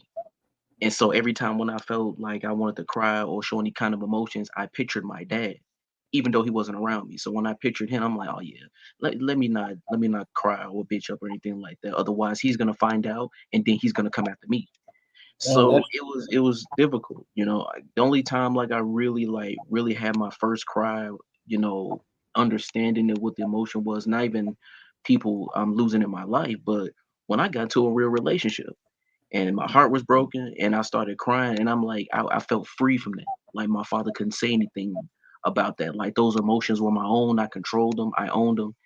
And then I felt like anytime like I felt something was emotional for me, I would cry and I wouldn't be shamed for it. So I think it's more so when you get older, you can find out like who you like initially are as a person. But as a kid, like if you don't have that kind of condition from your parents, you're just gonna be exactly what most black men are, you know, exactly what the lady was saying, channeling your emotions through anger. Like those tears are gonna be, instead of like in a healthy way, you're gonna want to take them out on somebody or something. Yeah. And so we just need to change the narrative with that, man. And it's a serious thing. And it's I believe it starts with us, like us as the older generation. It starts with us saying that, you know, it is okay to cry when you go through something, or this happened to you, this affected you. Let me show you how to, you know, channel that, you know, whatever it is that you're going through. And so but it's very few of us, and it's really scary because I think like, you know, especially like if there's no male figures and it's only like just a male figure, like as far as a single mother, it's kind of hard. It's kind of Well, hard. and that's why I'm gonna jump in. I got you, Paul. I'm gonna jump in and say this part. And that's the difference between why I hear y'all's. Mine's a little different. So I didn't have my father in my life, and I never, even though I picked stuff up from other males, no other male else has ever been like, "Don't be a bitch." When I felt like I couldn't be vulnerable, was actually mine came from women. Right? I remember being in grammar school, high school, especially high school, where I would always hear women say, like young girls, be like, "I don't like soft boys. I don't like when the boy expresses himself. I don't like when the boy cry. Boy, if you soft, you weak." I used to hear this in high school, so that's kind of where I developed my don't cry. Like hell, no, I can't be a bitch. I can't cry. You see what I'm saying? So mine turned into anger. So when I got into college relationships, I'm trying to tell you, I was very, very toxic. I would argue over waffles. I would really be having anger issues, right? But it stemmed from females, literally like, you cannot be that. So mine's a little different. I didn't get it from males saying you're a bitch. I got mine from women like, you a punk if you cry. Yeah, So that's I different. think That's that's something different. that young males got to watch out for too. But there are not all, but there are some women out here who don't conform to a man being vulnerable. And so if our sons come across that type of woman, they need to be aware of it, because you do got women out here that will tell you, hey, I don't deal with that type of shit. You a punk. I think, but like, cuz man, social media and that mob mentality kind of plays an effect in that, because man, for real, like a lot of these women really be contradicting themselves, man. They really want to be cared. They really want somebody to love them. It takes emotions to be loved, bro. So it's like a lot of times, man, like, you know, when you seeing a lot of these statements about, these women who displaying their statements, a lot of it just be the mob mentality, like, yeah, we gonna laugh at him because we all laughing at him, but it's a contradiction, because we know for a fact that most women, the thoughts, the good women, all of them want to be loved, so it takes emotions to love. So, like, for me, I don't even see it. Like, unfortunately, I never had the situation of a woman not shaming me, of a woman shaming me for my emotions, because I'm showing my shit and I'm stepping. Like, I'm not finna allow no shit like that, bro. Like, for real, Yeah, I'm gonna show my emotions. yeah. So I've never been in that situation, but I think, like, it's a lot of men don't even pay attention to shit like that, though. For real, for real. I'm like you, Twan. I'm just like you. I'm like, I don't believe in the whole horoscope thing, right? I'm not with it, but I'm a Cancer though, so I do wear my heart on my sleeves, right? I don't know if that's just a stigma what they put on. That's how Cancers are emotional, they're That's sensitive, my whatever it may son. be. My son is a But Cancer. I put my heart on my sleeve like to a fault. I just do. When I love, I mean, I love hard, brother. Especially in relationship. When I Well, love hard. I learned to So do it. Go ahead. yeah, no, I'm just saying. So for me, like, if I get like emotional and I cry in front of my girlfriend, whether she wanna call me a bitch or pussy or whatever the case may be, like, that's just my real raw emotion. I know how to channel that, but I I'm learned just like you. I wear my heart on my sleeve. I learned how to wear my heart on my sleeve. I had to get out of that whole mindset that a woman don't want to see you cry. So once I got out of that as an adult and done, like I said, I started doing the work in 2014. So now I'm at a place now where, years later, I don't mind showing my emotions. I don't mind crying. I don't mind letting you know, hey, this is how I feel. I mean, Kenya tell you, like I tell all the time, I'm never gonna shut up telling you how I feel, ever. You always get that. So I'm always be vulnerable and show you that. So that's just how I am. Take it, leave it.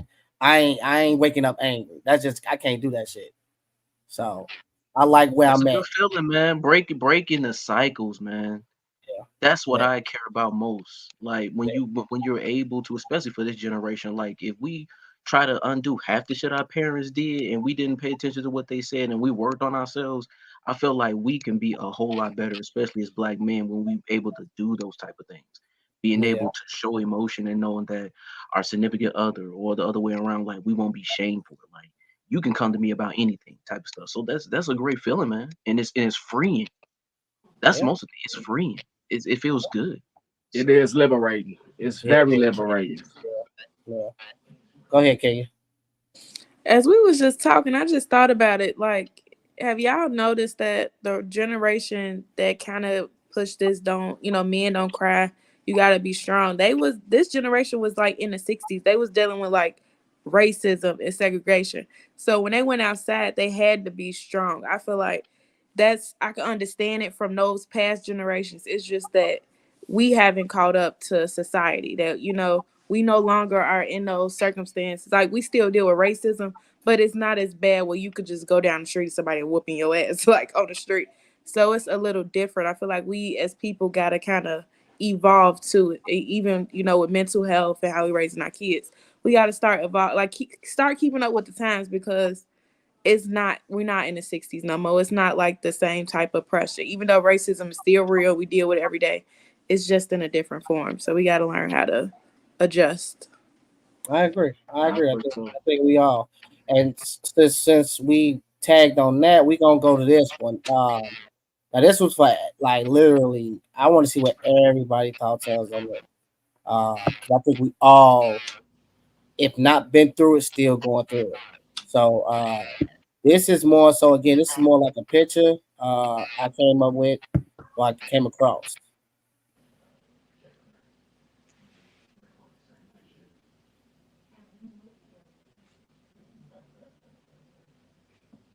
Powerful. Is it So, supposed to be saying something? nope. It's like basically healing our inner childhood wounds. Yeah. So here's the question: why are we afraid to deal with our childhood trauma?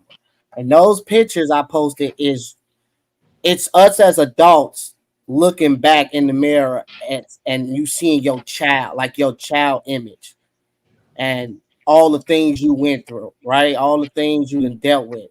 Uh, why are we afraid to go back and heal that child to be a better version adult in today's world of now? It's I uncomfortable. go ahead, go ahead, Khalil. I was just saying it's uncomfortable to have to, face it. I don't think it's fear. I just think it's a level of comfortability that a lot of people have. And once they reach that, then it's a little bit more easy to kind of go through the process of healing your inner child. But it's just, it's an uncomfortable feeling. It's an uncomfortable process. And in order to grow, you have to be uncomfortable. So I wouldn't necessarily call it a fear. Okay. What Nini, what you think? Did you see that post? I didn't see it. That's actually my first time seeing that actually. Okay, what's your go ahead. But I think, like she said, I don't think it's so much of a fear, it's acceptance. Accepting exactly what you've seen, accepting exactly what you've been through. And I do believe there is the only time fear steps in is when if that childhood drama affects your adulthood or if it affects you becoming a parent or your parenting style. But we don't push for people to see a therapist like we used to. We wait till the triggers and it done got too far when things have hit the fan. And now we like, oh, well, why didn't we catch the signs? The signs were always there. And I think for our generation or just us, period, within our culture, a lot of people don't deal with trauma at all, like PTSD and things of that sort of nature, or, women who can't deal with being yelled at because of their trauma with past relationships, or men, what I'm saying? Everybody just can't accept a lot of things and not willing to accept it. But like she said, some people, you have to get uncomfortable.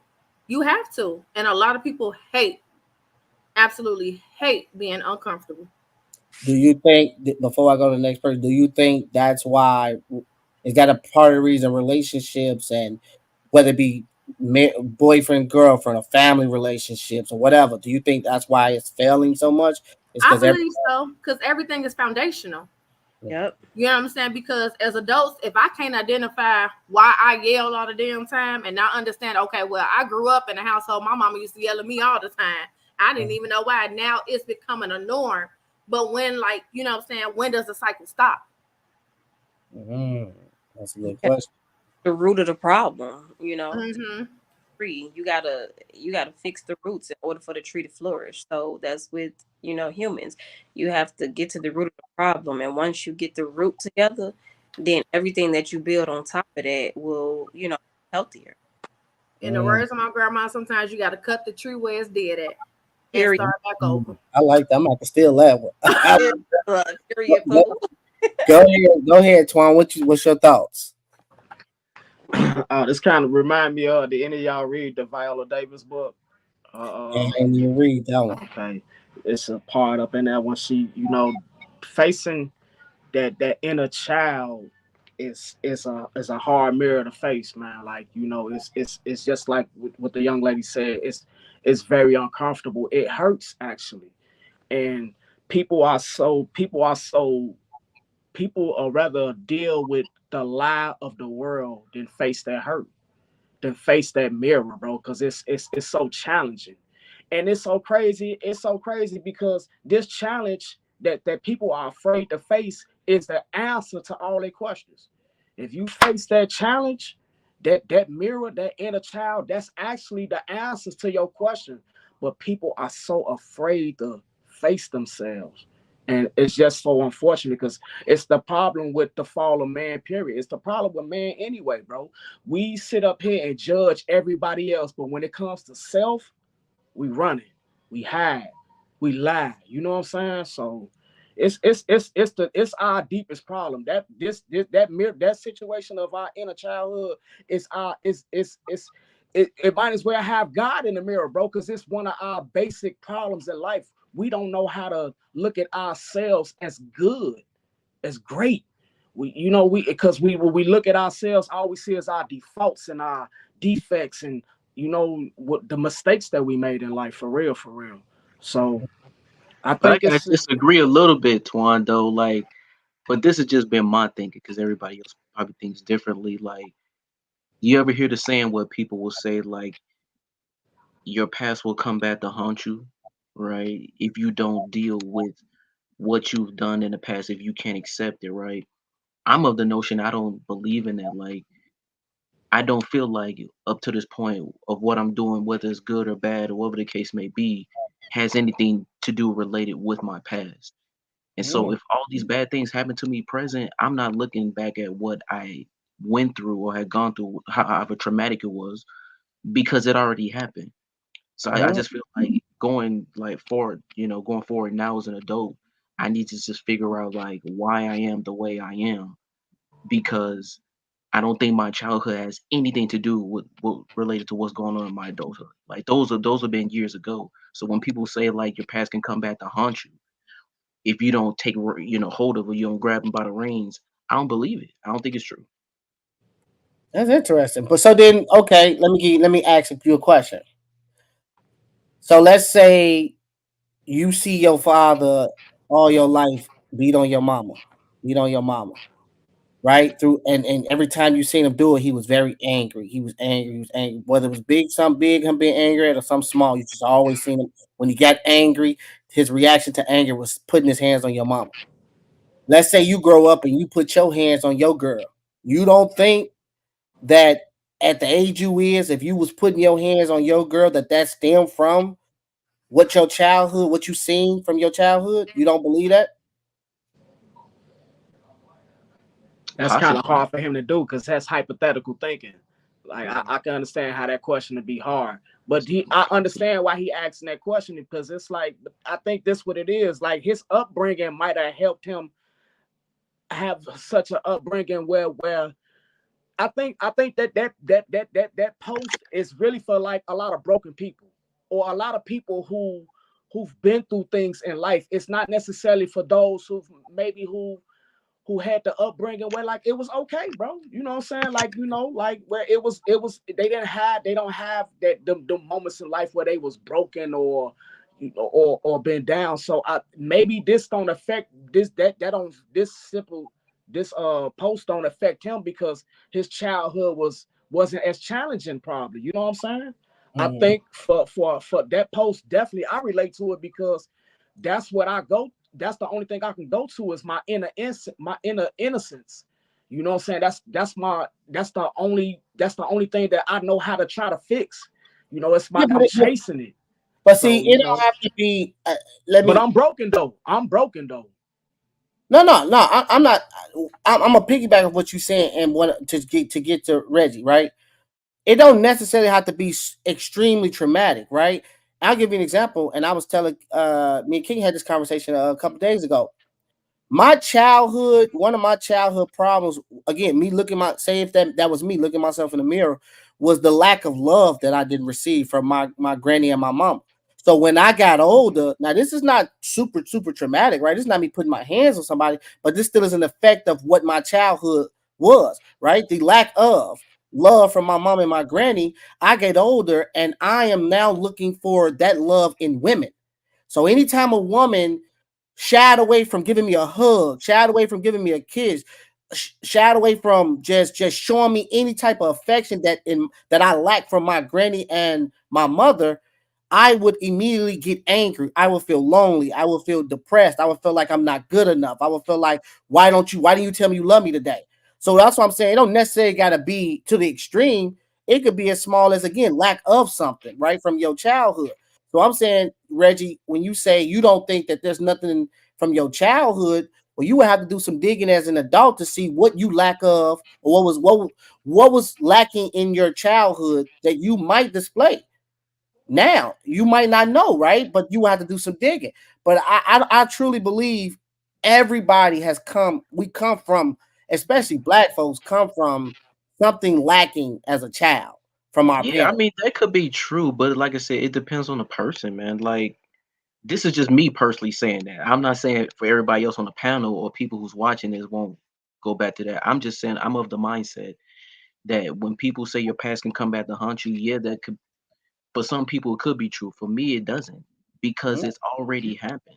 I don't need to tackle something that's going on in my adulthood life that I think could possibly be a problem that has anything to do related to what happened in the past. So it just depends on the person.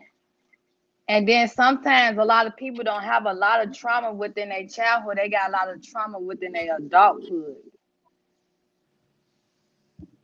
So that can be reversed. Exactly. Now you can tackle that head on because it's the present, right? That's ever going for the rest of our lives. But in the past, we gotta take it by the reins. We gotta get a hold of it, or otherwise it's gonna take hold of us. I just don't believe it. But I think and then sometimes people got a lot of pride too. Mm-hmm. Too much pride. Yeah. My name, I got one thing to say. My name's Sanataria. I just been listening in. But I wanted to talk about when you guys saying your past coming back to hunt you. I feel like your past can definitely come back to hunt you if you have not learned your lessons that God put you through. It's just gonna be a repeated cycle that you going through because you haven't learned it yet. Mm-hmm. Yeah. Maybe he just haven't had that moment in life where where he needed to learn a lesson, and I think it's a blessing. I don't see there's nothing wrong with it. You know what I'm saying? It's a blessing. I mean, I'm not saying I'm perfect. I'm not saying I'm no perfect. doubt. But what I'm saying that's is where I'm not taking it as that. I definitely ain't taking it as you being snub. I just take it as you blessed, like to not have those moments in life where it can affect your adult life, man. Like, cause I know yeah. That's something. I mean, I've done things that are regrettable, and I it took me a long time to forgive like myself. But as far as like being traumatic from the past, it doesn't affect me. I can't go back and try to redo it or anything. Like I can only try to be the best version of myself today in regards to that. So I don't need to look back in the past and try to take hold of anything. You know what I mean? It happened. I didn't want it to happen. I didn't like it, but I have to try to move forward now. So it doesn't consume me. It doesn't consume me. Go. Hold on, Kenya. Nene, did you have something to say? I got you, Kenya. Before. No, I was just about to say, like, life is a repeated cycle. We start from as a child, and then become adults, and then as we get older, we decline back into that child mentality. Everything is a cycle, and so I think for him, it's kind of more like he accepted what happened in his childhood, and he moved on. Mm-hmm. So what happens in his adulthood, he accepted. Okay, I saw the good, I saw the bad, and he kept moving. But he never allowed it to affect him traumatically. Yes, that's what I took from it. So I it's strength. It's strength, because a lot of us, we carry that for the rest of our lives. That's a lot of willpower.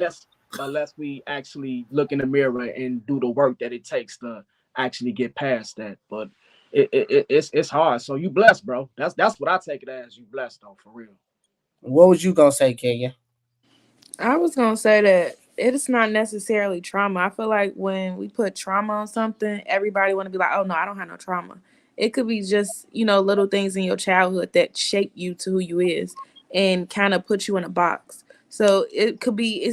Don't necessarily have to be nothing traumatic like incest. It don't have to be nothing traumatic. It could just be how your parents raised you, or you could have been a child that always got a pass. Like your parents probably didn't really expect more. Not saying for you, but just in general, like your parents could have always just brushed you to the side of what's just accepting a bare minimum from you, and that could overlap into your adulthood, so you become this person where you just don't have no type of grit. You don't want to just do nothing. You comfortable where you at.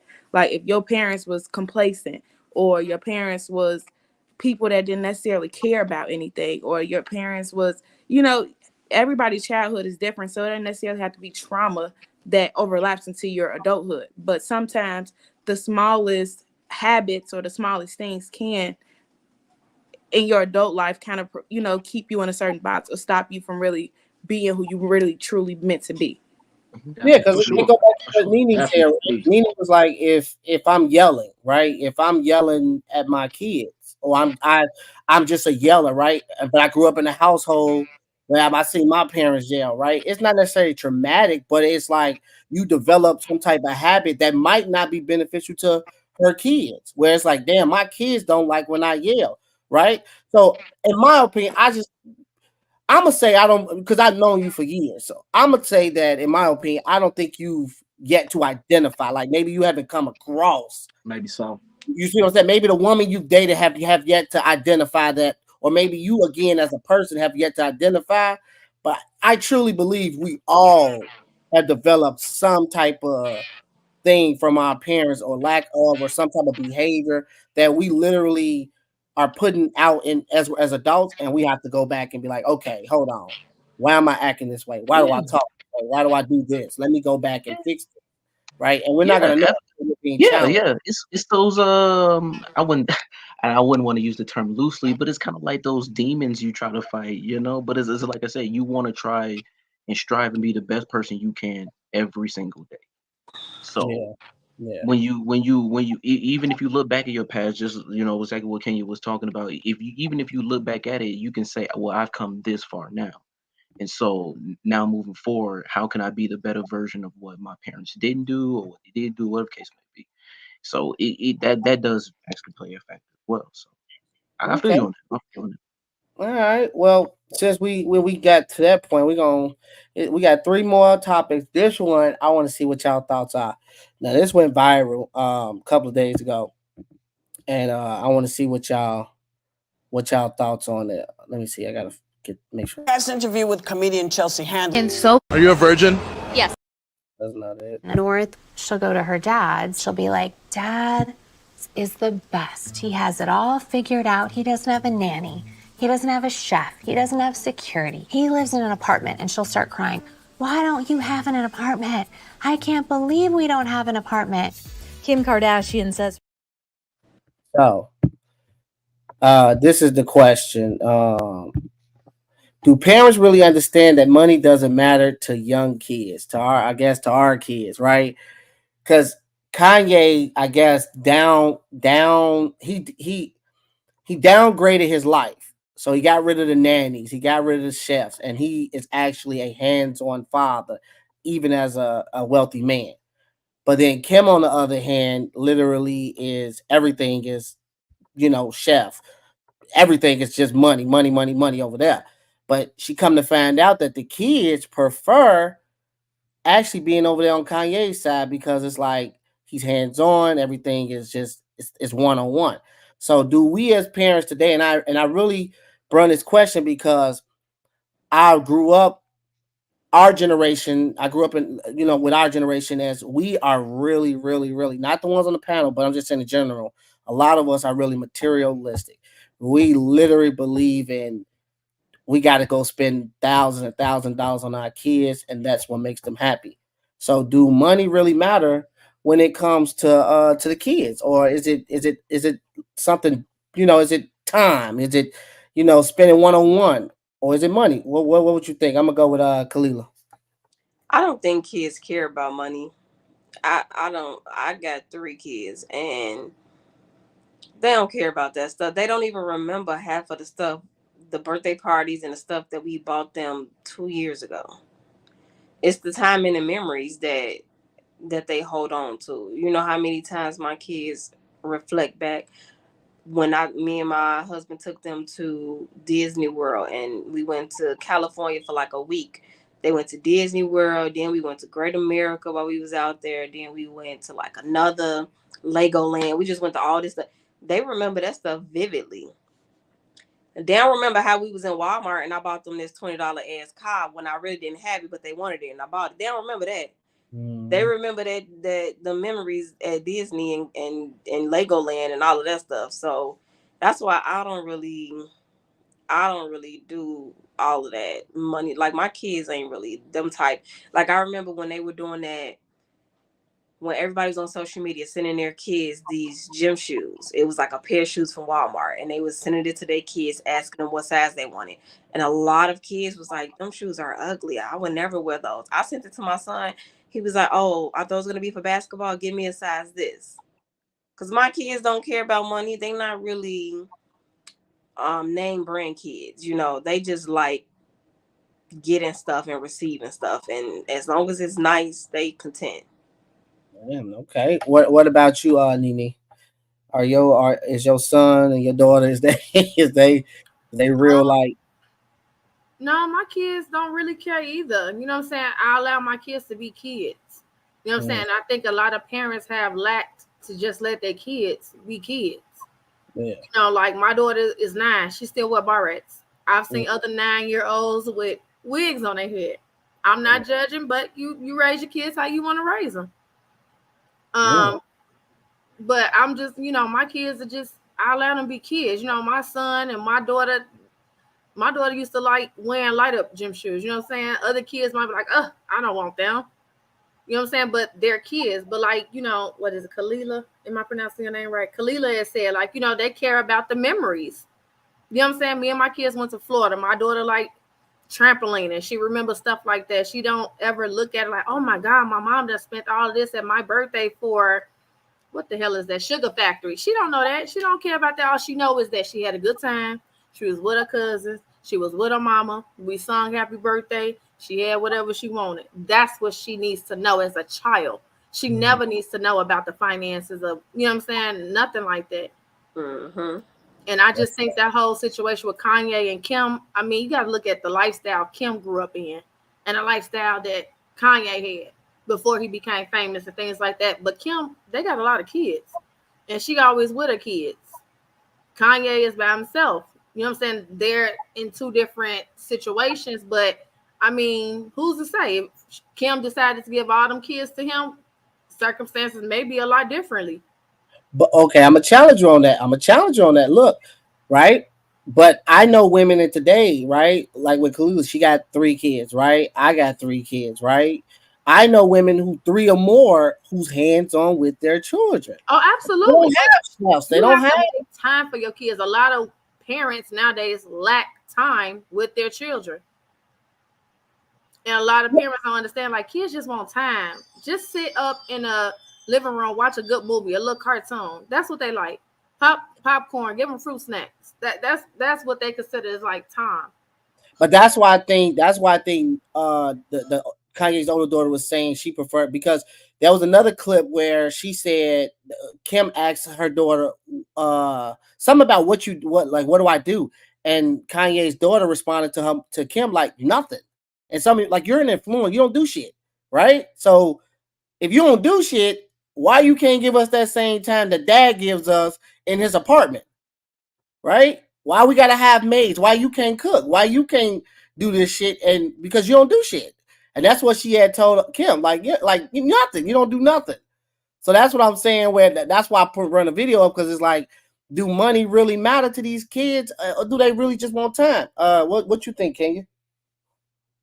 I think with parents that think and act like that, it's one of the things that it stems from their childhood trauma. A lot of parents that want to always, and they think that money solves everything, they come from backgrounds that they didn't have the money growing up. So they felt like when they got older, their kids was going to always have the money. So they didn't have to go through the struggle or deal with certain stuff that they dealt with, not even recognizing that money wasn't the problem. But that's all they could see from their own trauma, was that it was the absence of money. One whole time, though, it was other things besides money that you were actually lacking. But you felt as if you had money, that you would have had a good life. Go ahead, Twan. Yeah, I could piggyback off that because I can speak from that personally. Personally, I mean, honestly, I'm blessed that my kids are not materialistic. They was able to be kids. But me personally, because I was so broken, I wanted to indulge so much and I wanted to use money and gifts as my way of indulgence. But that was me. That was stemming from my brokenness. You know what I'm saying? That way I grew up not having no Christmases or birthdays or anything of that nature. But I do want to say it is a flip side to it because, I do notice that a lot of kids out here riding, bro. Like, like I'm blessed that my kids not, but I see a lot of kids out here, bro. They materialistic. Like these little kids want phones at 6, 7, 8. You know what I'm saying? Like they are materialistic. But on another flip side, and I might be, being a little, outside the box with this. I didn't have the chance to raise my kids because I spent a lot of time in jail.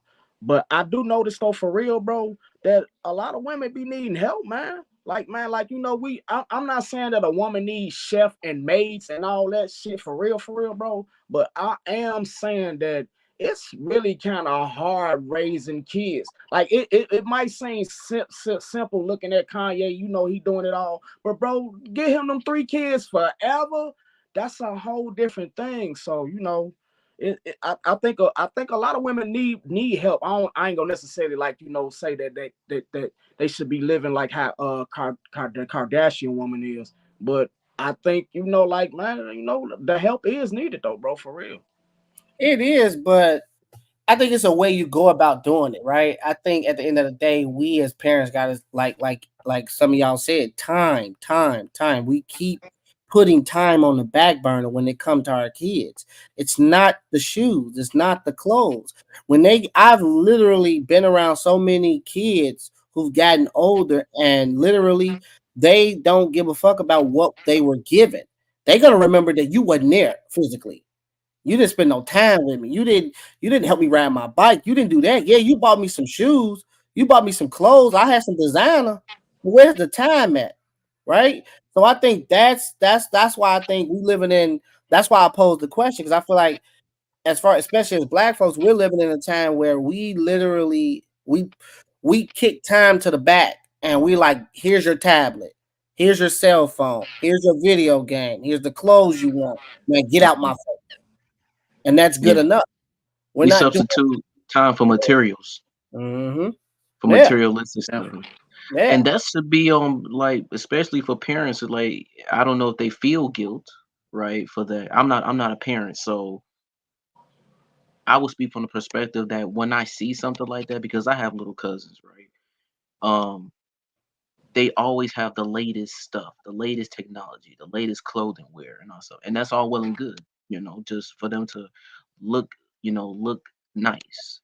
Okay, but I don't think that's what their appeal is. I don't think because every time when I'm around them, they always talk about the experiences that they had in school, or they always talk about what they saw something that was intriguing to them that they want to talk about, not about when's the next Jordan shoe line gonna come out or when's the next whatever it's called now. They want to talk about what they experienced, what they saw, what they heard, right? And so for us as Black people, like, we push that to the back burner, just like you said. I know I'm not spending as much time with my son or my daughter's not, as I should. So let me make up for it. Here you go. Here's this toy. Here you go. Here are these shoes. Some basic stuff, right? That you should already give your kid, but you use that as an excuse to say, well, I don't spend enough time with you, so let me do these things I'm supposed to do for you to be quiet. Here are these shoes that you wanted, or whatever the case may be, right? So I don't know how you can reverse something like that, because that's really tricky for a parent. And that's why outside looking in at, people who are parents who do those type of things, like, I don't know how do you reverse something like that. I don't know what you can do or say to like reverse that type of vice. Yeah. What about you, King? What you think? I mean, I don't know. How would you? I mean, I could see why some parents give their kids everything that they never had, or just get them everything they want based off of guilt. Because, I mean, that mom guilt and parent guilt is real. Because at the end of the day, you do have to work, and some jobs are more demanding than other ones. So if that's all you can do is provide money to give gifts, then I guess that's all you can. But I don't think that's the best way to parent. I think time is really all your child needs. only kids need is time and love, really. All that extra stuff and basic necessities, that's gonna get taken care of regardless. But a child really only needs time and love. And I think we forget that because we in a society that's ran about money. Everybody cares about money, money, money.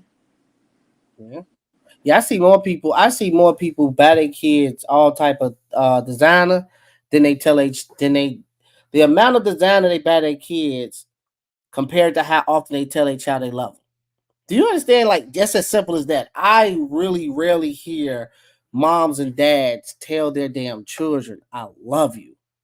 And they will buy more clothes and shoes on a regular basis than that. And I can't even understand that. That's crazy that you gonna bust your brain to go figure out how to get these designer shoes and clothes. But as simple as, and what's free is saying I love you, that to me, that's insane. So that's why I brought the conversation, man. And that's why, like, because I'm not a parent and I'm looking at all you guys on the panel, it's like it kind of makes me very, very proud because I know you all work really hard, right? You work hard at your jobs, you work hard in your relationships, you work harder on being better parents to your children. So each and every one of you guys, when I look at you as parents, you guys work tooth and nail to make sure they have better futures than what you guys have. And I'm so amazed to see even just only a certain few, right, on this panel that's working really hard to strive for the best, to give their kids everything that they want as far as time and their love and all the things you do for them. Like I am very like in awe of that. I love that. I appreciate that. And it it's really like um how can I say? I think it's really motivating for me to like want to do better, to like help other people's like even when you guys were talking about on the podcast, King's podcast, yesterday about what happened to the village. Like I don't know what happened to that because anytime when someone needs a helping hand, like we should be able to step in. We shouldn't be selfish. We shouldn't say, don't put those kids on us because they're gonna be a burden to us or they're gonna try to tear us out, anything like that. We're missing the bigger picture. We're missing out on being able to instill something in them, being able to give them something to do that's educational or be something that they can use for the rest of their lives instead of looking them as, oh, that's another mouth I gotta feed or that's someone that's gonna uh, be a nuisance to me or whatever the case may be. So I don't know, but it's disheartening. I don't know where it came. That's real. I respect that. I'm gonna leave that where that's at. We're gonna go on to the next video. This a little upbeat right here. I want to see what y'all thoughts are. Play this video, and then we'll see what y'all thoughts of this one. I thought this was a little funny. Queen is a put together bun or a mess bun, man. We love those. We love those. My favorite hairstyle on a black woman is the Poetic Justice braid. You feel me? I love Janet Jackson in that movie. My favorite hairstyle on a black woman is all of them. They can't do no wrong, for real, for real. Favorite hairstyle on a black woman is a messy bun with edges shown. My favorite hairstyle on a black woman is natural. My favorite hairstyle on a black woman is locks.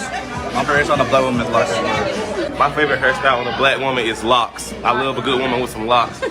My favorite hairstyle on a black woman is just the natural. We got locks, we got the fro, we got the 2-strand twist, all that, all in one.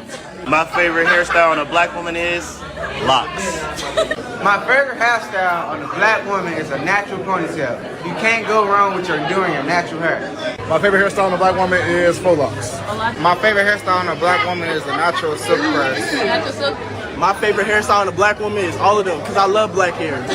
My favorite hairstyle on a black woman is her natural hair. My favorite style on a black woman is the middle part bust down. I needs that. My favorite hairstyle for black women is locks. My favorite hairstyle for black women is the pixie cut.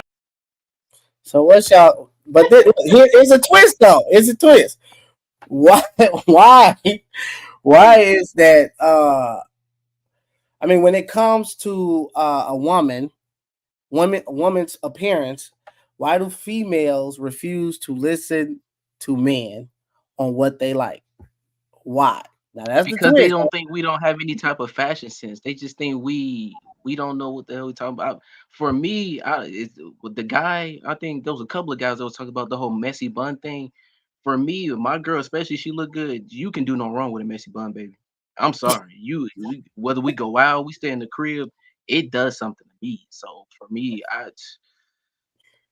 yeah, I mean, I like all the hairstyles, but if you just, the edges are just, you got the baby hairs and stuff like that, like you can do no wrong in my eyes. I'm sorry, you just can't. So I appreciate that type of We stuff. can't hear you, Tiffany. Go back out and come back in. We can't hear you. That's just me, but that's just me speak. But that's just me speaking though. But no, it's I'm just something. curious to What know you what. said, you want to bust down middle part. Why does he know to even call it a Yeah. bust I'm trying to say, look, guys, we know. I don't on certain I don't like the bangs though. Don't do bangs. I don't like women with bangs. They just whether you got a big forehead or you don't got a big forehead, I just don't like that. You say show the forehead, huh? Show it. Don't hide. Show the forehead if you got it or whatever, but don't wear no bangs. That's just so. What we gonna go with Kenya real quick after what Reggie just said. Why do you think women don't listen to men when it comes to what they like? I mean, all these men in the video said that they like they love. In so many words, it's always naturalness. So why is it that women are like they just like nah? You know what I'm saying? Like why don't they listen? Like men love natural women. We don't care about the buns, the ponytails. We rocking with it. So why go this extra mile? Women go this extra mile to pay all this money for all this goddamn weave and all this shit. When a man just wants your bald headed self. Why? I mean, I feel like it's one of the things where women, they want to look a certain way, and if that's what they want to look like, that's what they're gonna pay for. Personally, I'm a person that I've been trying to rock my natural hair more, and I've been doing it, and that's just me. I could do it. But for some women, they don't like their natural hair, so they just gonna get what they like. They don't care what you like. It's what they gotta look in the mirror and like it. Yeah, but you gotta date. You're dating the man. You're doing it for the man, right? No, some women do it for themselves because some women really don't want to be with a man. They just want, the attention. But a lot of women do it for themselves. Exactly. You do it for yourself, and then it's like doing. I got you. Go ahead, Quita. That's with your natural hair. It's like you ain't got time because some people hair be all nappy, and they can't control the nap of their hair and stuff like that. So that's why, like, okay, throw a wig on, give me a sew-in and stuff like that. It's like it's a lot to maintain, especially natural hair. It's a lot to maintain it. Man, y'all ain't asking the question. Why y'all don't listen to us? That's the whole question. It's a personal choice. That's the main thing. Why you don't listen? The real question. Where's that fun, baby? Where's that? Hold on. You look good in it. I don't care if it's messy. Where's that bun? The reason why we don't listen to y'all is because are you going to get my hair? Are you going to do my hair? Yeah. Are you going to maintain my natural hair? Are you going to grease my scalp when I ask you to? It don't take that much to make a bun. Or it don't take that much to put some pigtails in there. No. I'm with it. No. Wait, hold on. Go ahead, Khalid. I want to because you was shaking your head. Listen, women don't. We don't do it. We don't get our hair and stuff done for y'all. So yeah, y'all might like certain styles on women, but we do it for us. If I know how I like to look, then I'm gonna do what I like to look, and whatever man is attracted to the way I look, when I feel the most confident, then that's the man that's just gonna get my attention. Because I'm not going before I locked my hair, because I have locks right now. So before I locked my hair, I was natural. I stopped getting perms when I got pregnant with my first son, which was when I was 21. So I started going natural. So the twist styles, all of the natural styles, it does take a lot to maintain. Listen, it's a lot. It's time consuming. The washing, the detangling, the twisting, and then you got to let it dry overnight. That's a lot. But I've done it because I just liked my hair the most when it was natural. And then I just locked my hair this year.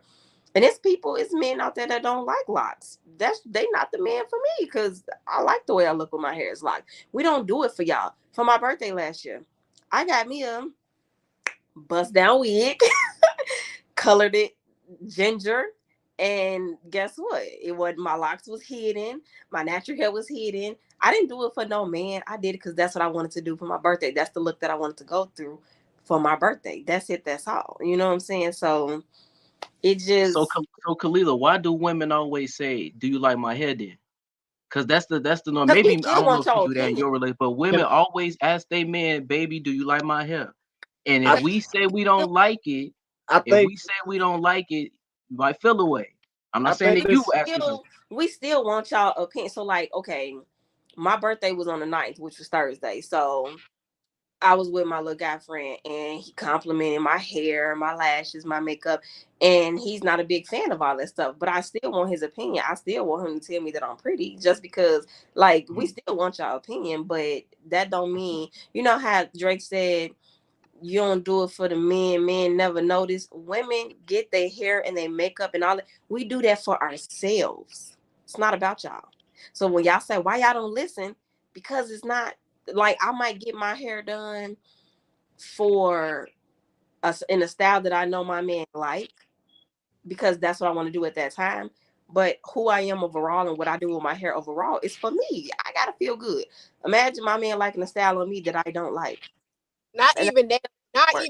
Get a feel of it. Y'all be wanting to be like, oh look, let's have a threesome and stuff like that. And you want to be looking at different women, be looking at me with these different hairstyles, because I could pull off a Tiffany, a Kim, a Shantae, a Latoya, all that boo boo. Like you got like multiple women in when I switch up these hairstyles. I agree with. I think the whole hair thing is just one of those beautiful complications of a woman. Like it's so beautiful, and it's also her complications that she deal with as a person. You know what I'm saying? So for me, you know, it's funny. It's funny because we get asked that question how we look, but y'all don't even care what the hell we saying for real. Y'all don't be giving a damn. But I love it though, for real. It's one of those beautiful complications of a woman that, you know, that's what makes our Black women so unique. You know what I'm saying? But go ahead. What's your thought? On some real shit. No, on some real shit though. It all depends on our mood, you know, because if we in like different moods and stuff like that, that's when we switch up our hairstyle. So it's like if we going through something and stuff like that, like we automatically going to switch it up so we can start off brand new with our new selves and our new mental health as well. Okay. What something new? I ain't know that. Go ahead, Didi. What's your thoughts? I hate my natural hair. I've hated it since I was a kid. I mean, I have on a wig right now. My natural hair is about the same length. I hate it. Like, you know, it's hard to maintain. It's really hard to maintain. I don't have the time. I don't want to deal with it. The blow drying, the washing, the maintenance. I don't. I do things for the convenience. Now, I don't think it's so much a refusal with listening to a man. I take it in consideration, but wearing my natural hair, that's something he like all the damn time. I don't have time for that. I don't like my real hair touching my neck or my shoulders. Well, let go ahead. He gonna have to learn to take this wig today. Okay, okay, I'm gonna spice it up a little bit. So y'all don't chop my head off, y'all ladies. No man walks down the street and is really thinking that, like, when we say we like y'all of how y'all come, we're not walking down the street. I've never heard a man walk down the street like, God damn, she's sexy with them eyelashes on. God damn, that motherfucking closure, weed, whatever, that shit fat. Nobody told me I look good with my glasses, okay? I look better with my glasses versus without my glasses. And I think that's because I don't think a man is gonna be like, oh, she look good with them lashes on. I think y'all don't really, when you look at a woman and you think she looks pretty, you don't probably know all of the things that she got on. You might not even notice that she got on lashes. You know what I'm saying? Because in your mind, you don't really know what it looks like with or without. So if you see a woman walking up the street with her lashes done, her eyebrows done, a nice hairstyle, you're going to automatically just be like, okay, she pretty. But then if you see a woman and she don't have none of that stuff on, you might look at her and think the opposite. So you're not going to be like, oh yeah, I like her lashes. But when I put my lashes on, I'm going to look different to you. Well, let me combat you on that. Look. Normal eyelashes, the ones y'all stick between your shit, yes, I'm not gonna know. But if you walk out with these motherfuckers like this, I ain't gonna know. I'm gonna know, like, what ain't your shit? And I'm not like, ain't that off and let me see you, at your raw form. Then why do men cut their beards off when women say we don't want you to cut your beard off? Well, no, I ain't never had one. I can't grow that shit. I'm just saying it's the same thing. We like some women like men with their beards, and then they want to cut it off during the summertime, talking about it's too hot, then just to grow it back in the winter. Well, go ahead, Twan. I don't know. You got a beard, Junior. I don't know. I ain't gonna lie. I take the women's advice. So if the women say it look good, I'm gonna do it, bro. So I ain't gonna, I ain't gonna lie. It depends, bro. If I get tired of it, then I'll cut it. If not, I'll just keep it. It just depends. But I've heard men say the reason why they cut their beards is because it just itch, right? Women, y'all change y'all forms up. I don't know why. I don't know why the long butterfly eyelash. I don't know why. I don't know why the weave that come up. For me, bro, it's the nails. These I know y'all creative with the nails. How y'all want y'all nails? I love a woman with some nails, but when no motherfuckers we talking about the long ones. Those acrylic nails. So is the real question? Is it too much? That's what right. Is beauty too much? Is that the real question? Do women go overboard when a man love a woman at her rawest form? Do women today go overboard with the beauty, with all of this shit? Because it's like, whenever I see a woman with these big ass fucking car eyelashes on and your nails long as hell, how you wipe your ass with them nails that long? Exactly. To me, it's too much. I like very easy. She talking very she talking about very easy. These ain't shit. Look, I'm wearing my long nails. I just figured it out. Job gets done. I don't know. I just feel like it is enchanting, bro. Like, listen, bro, she ain't never lied. Listen, man, when a woman steps up in the room and she got her shit together from head to foot, she's gonna have a different presence than a woman who's dressed down. So, I'm a man, like I agree with you, G. It ain't about the all that glamour shit. It really ain't. But there is a difference though, bro, when a woman steps up in a room and she's glammed up from head to toe, right heels, right everything. But is that I'm gonna come back. It's enchanting. It's enchanting, bro. Look, you ain't gonna get enchanted by the girl who dressed down. You go get enchanted by the woman who, got that look, bro. Like, for real. But that's Twan, but that's at first. But that's at first though, bro. Because we know what you look at your best. That's at first. But for most guys after that, it don't matter, bro. You right? It don't matter after that. So that's what I'm saying. It does matter at first, though. It does matter at first. At first. Okay, we go. I think it's about confidence. It's really just about a woman's confidence. You want to be confident. You want to be content and feel secure in how you look. So if the long nails, the eyelashes, the makeup, or the heels, or whatever, if that boosts a woman's self-esteem up and boost her confidence up, that's the reason why she's doing it. Because when you confident, you move and you act a certain way.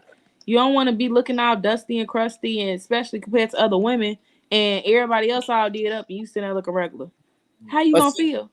But see, that's why I'm gonna come back, Kalila, right? Because you just said something. You said you see other women. So y'all, in my opinion, y'all don't listen to men because you're not doing it for the man. You're doing it to show off to the other woman. Like, excuse my language, bitch, I look better than you today. I don't listen to us. Facts. Now what y'all? Yeah, look at you. Facts. Not me. Because y'all hate on each other. Wait, hold on. I don't give a damn what the next. Let Kalila go. I want to hear what she got. Hey, what you say? What the next chick I don't give a damn about what the next chick look like. You know how many people when I was in college, I met my husband in college, right? We met our freshman year, which was in 2008. We got together our sophomore year of college.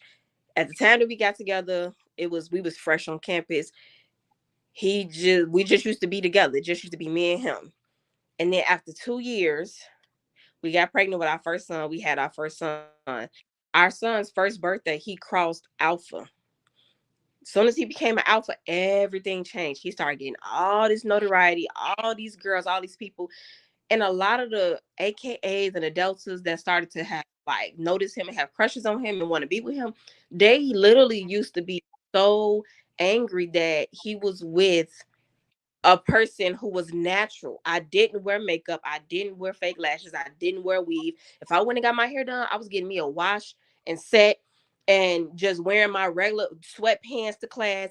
They couldn't figure it out. They like, she wears sweatpants to class every day. And he walked me to my class every day. And we walked to class. Like, he loved just the simplicity of who I was. Meanwhile, all the girls that were trying to get his attention, long hair, makeup, eyebrows, all of that stuff. And he used to be like, ew.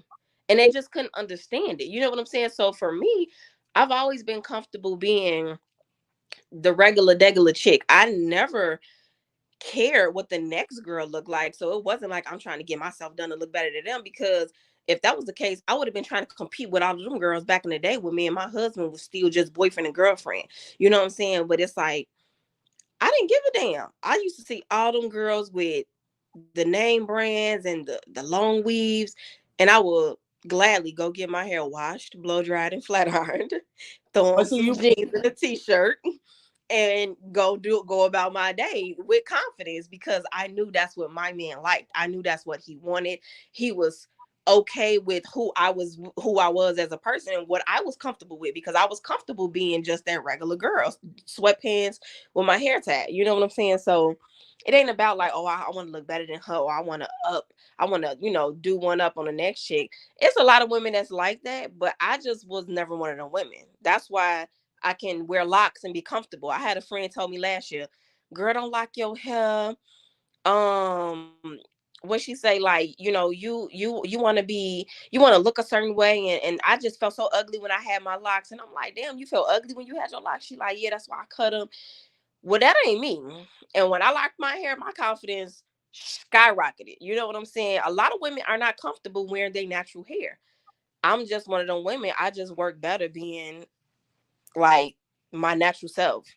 But you just proved my point, because you said your husband out of all those women that was done up, your husband loved you, and that's what I'm saying. Man, like the naturalness of a woman, because even when I met Kenya, like Kenya is not into, and when I met Kenya, she was never into the whole makeup thing. And when I met her at working at the same job, and she had on jogging, like you said, jogging pants, a sweater. She was regular, right? But I looked at her and was like, God damn, she bad as hell. So for me, that's what I'm saying. Y'all prove my point, including myself. Like, I didn't give a fuck that she was done up. So I feel like a lot of guys, we really don't care. So why go through all of this extra stuff when it's like, guys really don't give a shit. Where the bond? Nah, they really don't, because I've been a tomboy girl my whole life, and it's like I get more action. Well, I was getting more action just being myself.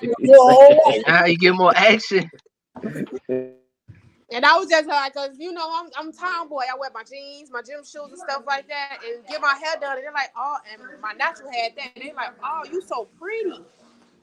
Like, besides wearing weave, I get more compliments on my natural hair than me wearing like weave. You prove my point. Why wear So Denise, you feel confident wearing some pigtails, taking the kids to school? I can wear a pigtail, a hat on my head, and they be like, damn, you fine as hell. Like, they like it like that.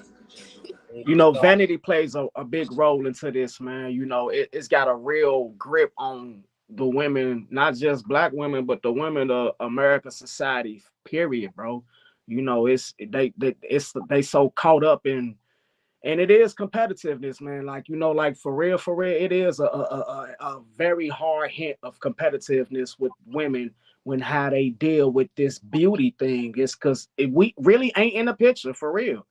We can sit and admire it, and like it look good, but honestly, like Ramon say, we don't give a damn about that shit for real. Because when my woman, she definitely can get glammed up, but when I first met her, she was getting her hair done, so she was squally, she was probably squally. But I looked in and I seen how beautiful she was in her natural state, so. vanity plays a role into this, man, and it's so heavy on the women. It's not just the black woman, but the woman of America, period. So. Yeah, because I'm trying to tell you, look, Kenya she got long hair, like real long hair. She lay her hair down, put some lip gloss on. Goddamn, I'm ready to hump. I'm ready to hump. I'm ready to hump. It's certain the lip gloss. I'm ready to hump. So for me, that's what it is. Like, I don't give a damn about those nails. That shit don't matter to me, man. I don't care. I'm ready to hump shit. That's her regular form. So that's just how I feel. But I thought that was interesting. I thought y'all all gave some points, some good answers on that. Here's the last topic. Now I don't know. This might stir up some controversy with the women on the panel. I don't know. We gonna see. I'm gonna play this video. I'm gonna play 2 videos, and I want to see what y'all thoughts are. And so, are you a virgin? Yes. And how old are you? I'm 21. Why haven't you done the deed yet? The key to a strong society is family, and so in my view, choosing my future husband is like the most important decision I'll ever make. And I'm somebody that I know my heart, and I know that I fall really hard when I meet somebody. So I want to retain some level of objectivity when I'm selecting a future partner. And I know that if I had sex with them, I would be completely imprinted on them. And instead of being like, okay, is this person, do they have the qualities that I'm looking for in a husband, or am I just making it work instead of like seeing red flags and leaving? Is there any reason why you're dressed so modestly instead of revealing like most women tend to do when they come out to Miami? I mean, this is just my personal sense of style. I just think it's respectful to others and to my future partner, and to myself, to just cover myself up more. I know that I, take care of myself. I'm pretty athletic, but I don't need to have that on display. Are you a virgin? Now, here go this other video. Here go the other one. Last interview with comedian Chelsea Handler, Insecure actress Yvonne Orji surprised Chelsea with some fascinating information about her personal life. Take a look. Are you still a virgin? I am. Oh my God, I love this. This is the most original guest we've ever had on. And what are you, 39? I am. Oh my God. That dam is going to break one day, baby. And Baby, let me tell you right now. People were like, oh, Yvonne, I was like, pray for him. So the question is, why do black women refuse to believe or accept that there's a better way to carry themselves? And today, me and Kenya talked about this. Sexuality is at an all-time high. Right, and this is not for the women necessarily women on the panel. This is just for y'all to give y'all opinions based upon what y'all see with these other young ladies. So sexuality is at an all-time high, right? Why is it? Why do women again refuse to believe that it's a better way to carry themselves? Right, you got a woman in the video who's 39 years old who's a virgin, right? In her mind, she's not giving herself away, not giving herself up until she's married. You had a 21-year-old, so that's why I put 2 videos, because then you got a 21-year-old, same mentality.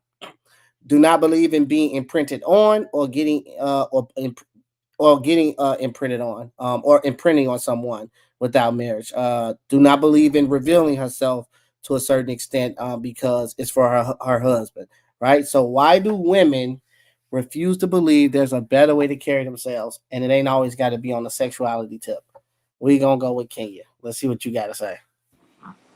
I don't think that they. First of all, I want to just say with those 2 women, it's all about the culture. It's basically how they was raised and where they came from. The girl off Insecure, I don't know her real. I think her name is Yvonne or whatever her name is, but she's African, and they are real African. That's based off how they was raised. The other lady, she seemed, I don't know what, she was something. So they're not necessarily black. They were raised in a totally different culture than we was raised. So I feel like it's about the upbringing. The way we was upraised, sex was never a conversation. It was more so you do it and whatever. It's not a conversation. It's not no stipulations on it. So, it's just what it is. And the only way we know how to get a man is if a man, y'all already said it, men care about what they see. And a black man, they need something that they like to look at. So if I'm trying to get a man, how I got to carry myself is how I'm supposed to get a man. So I feel like it's all just the culture and the society that he was raised in. Okay. Denise, Quita? I feel like it ain't even about the way women reveal themselves, because a man can get a wife who covers up, but then go out and step out with a woman who not fully dressed. So it's like confusing to this future I'm sorry. This society today. It's like confusing, because when we do when the man and woman do dress revealing, it's disrespect to him.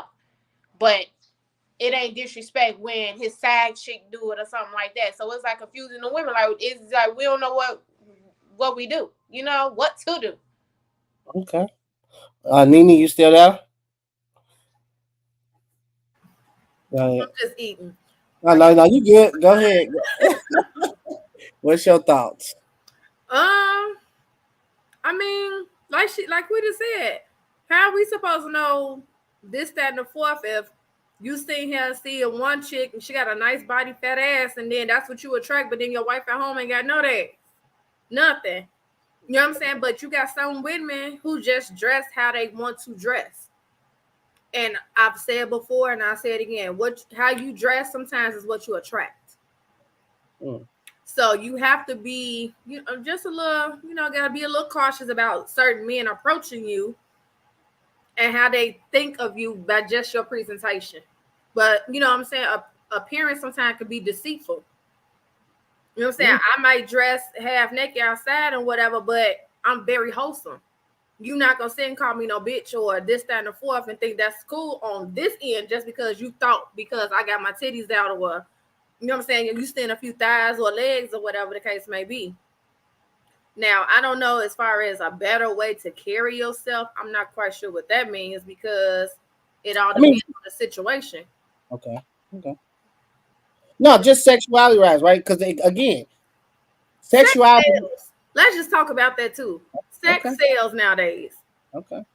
Everything that you see on social media is always, like women. We love to see a man with their shirt off with a nice body. Sex sells. Men like to see what they like to see. But then you got a woman at home be like, baby, I ain't doing all of that. Yeah. It just is what it is.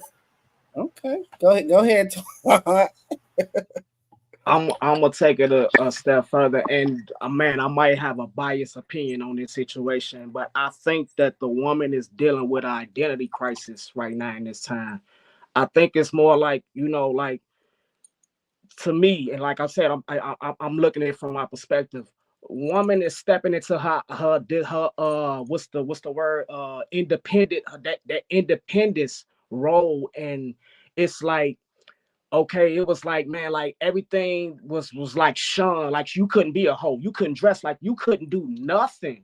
So it's not like women got a taste of freedom, and it's like they dealing with the issues that you deal with once you get a taste of something new. And it's shocking for all of us, because the men looking at it like, damn, women, y'all get a little taste of freedom and y'all just go out there. So it's scary for us, but at the same time, it's I think it's just more of an identity crisis with women trying to find themselves in today's society as a woman. Like it's okay to be a woman who can look like a hoe but be professional, and like you can't judge me. So I think it's an identity crisis that the woman is dealing with. But what exactly does looking like a hoe look like? I mean, that's what I'm saying. Like, that's what society says what a hoe look like, not what I'm saying. But that's what I'm saying. How can you tell from the way a woman dressed she's identified automatically as a hoe? But that's what. No. Hold on. No, that's not. I'm not saying a woman is identified. No, not you. I'm just saying, like, period. Society. How can you sit here and say, entitled a woman is, you a hoe? Because the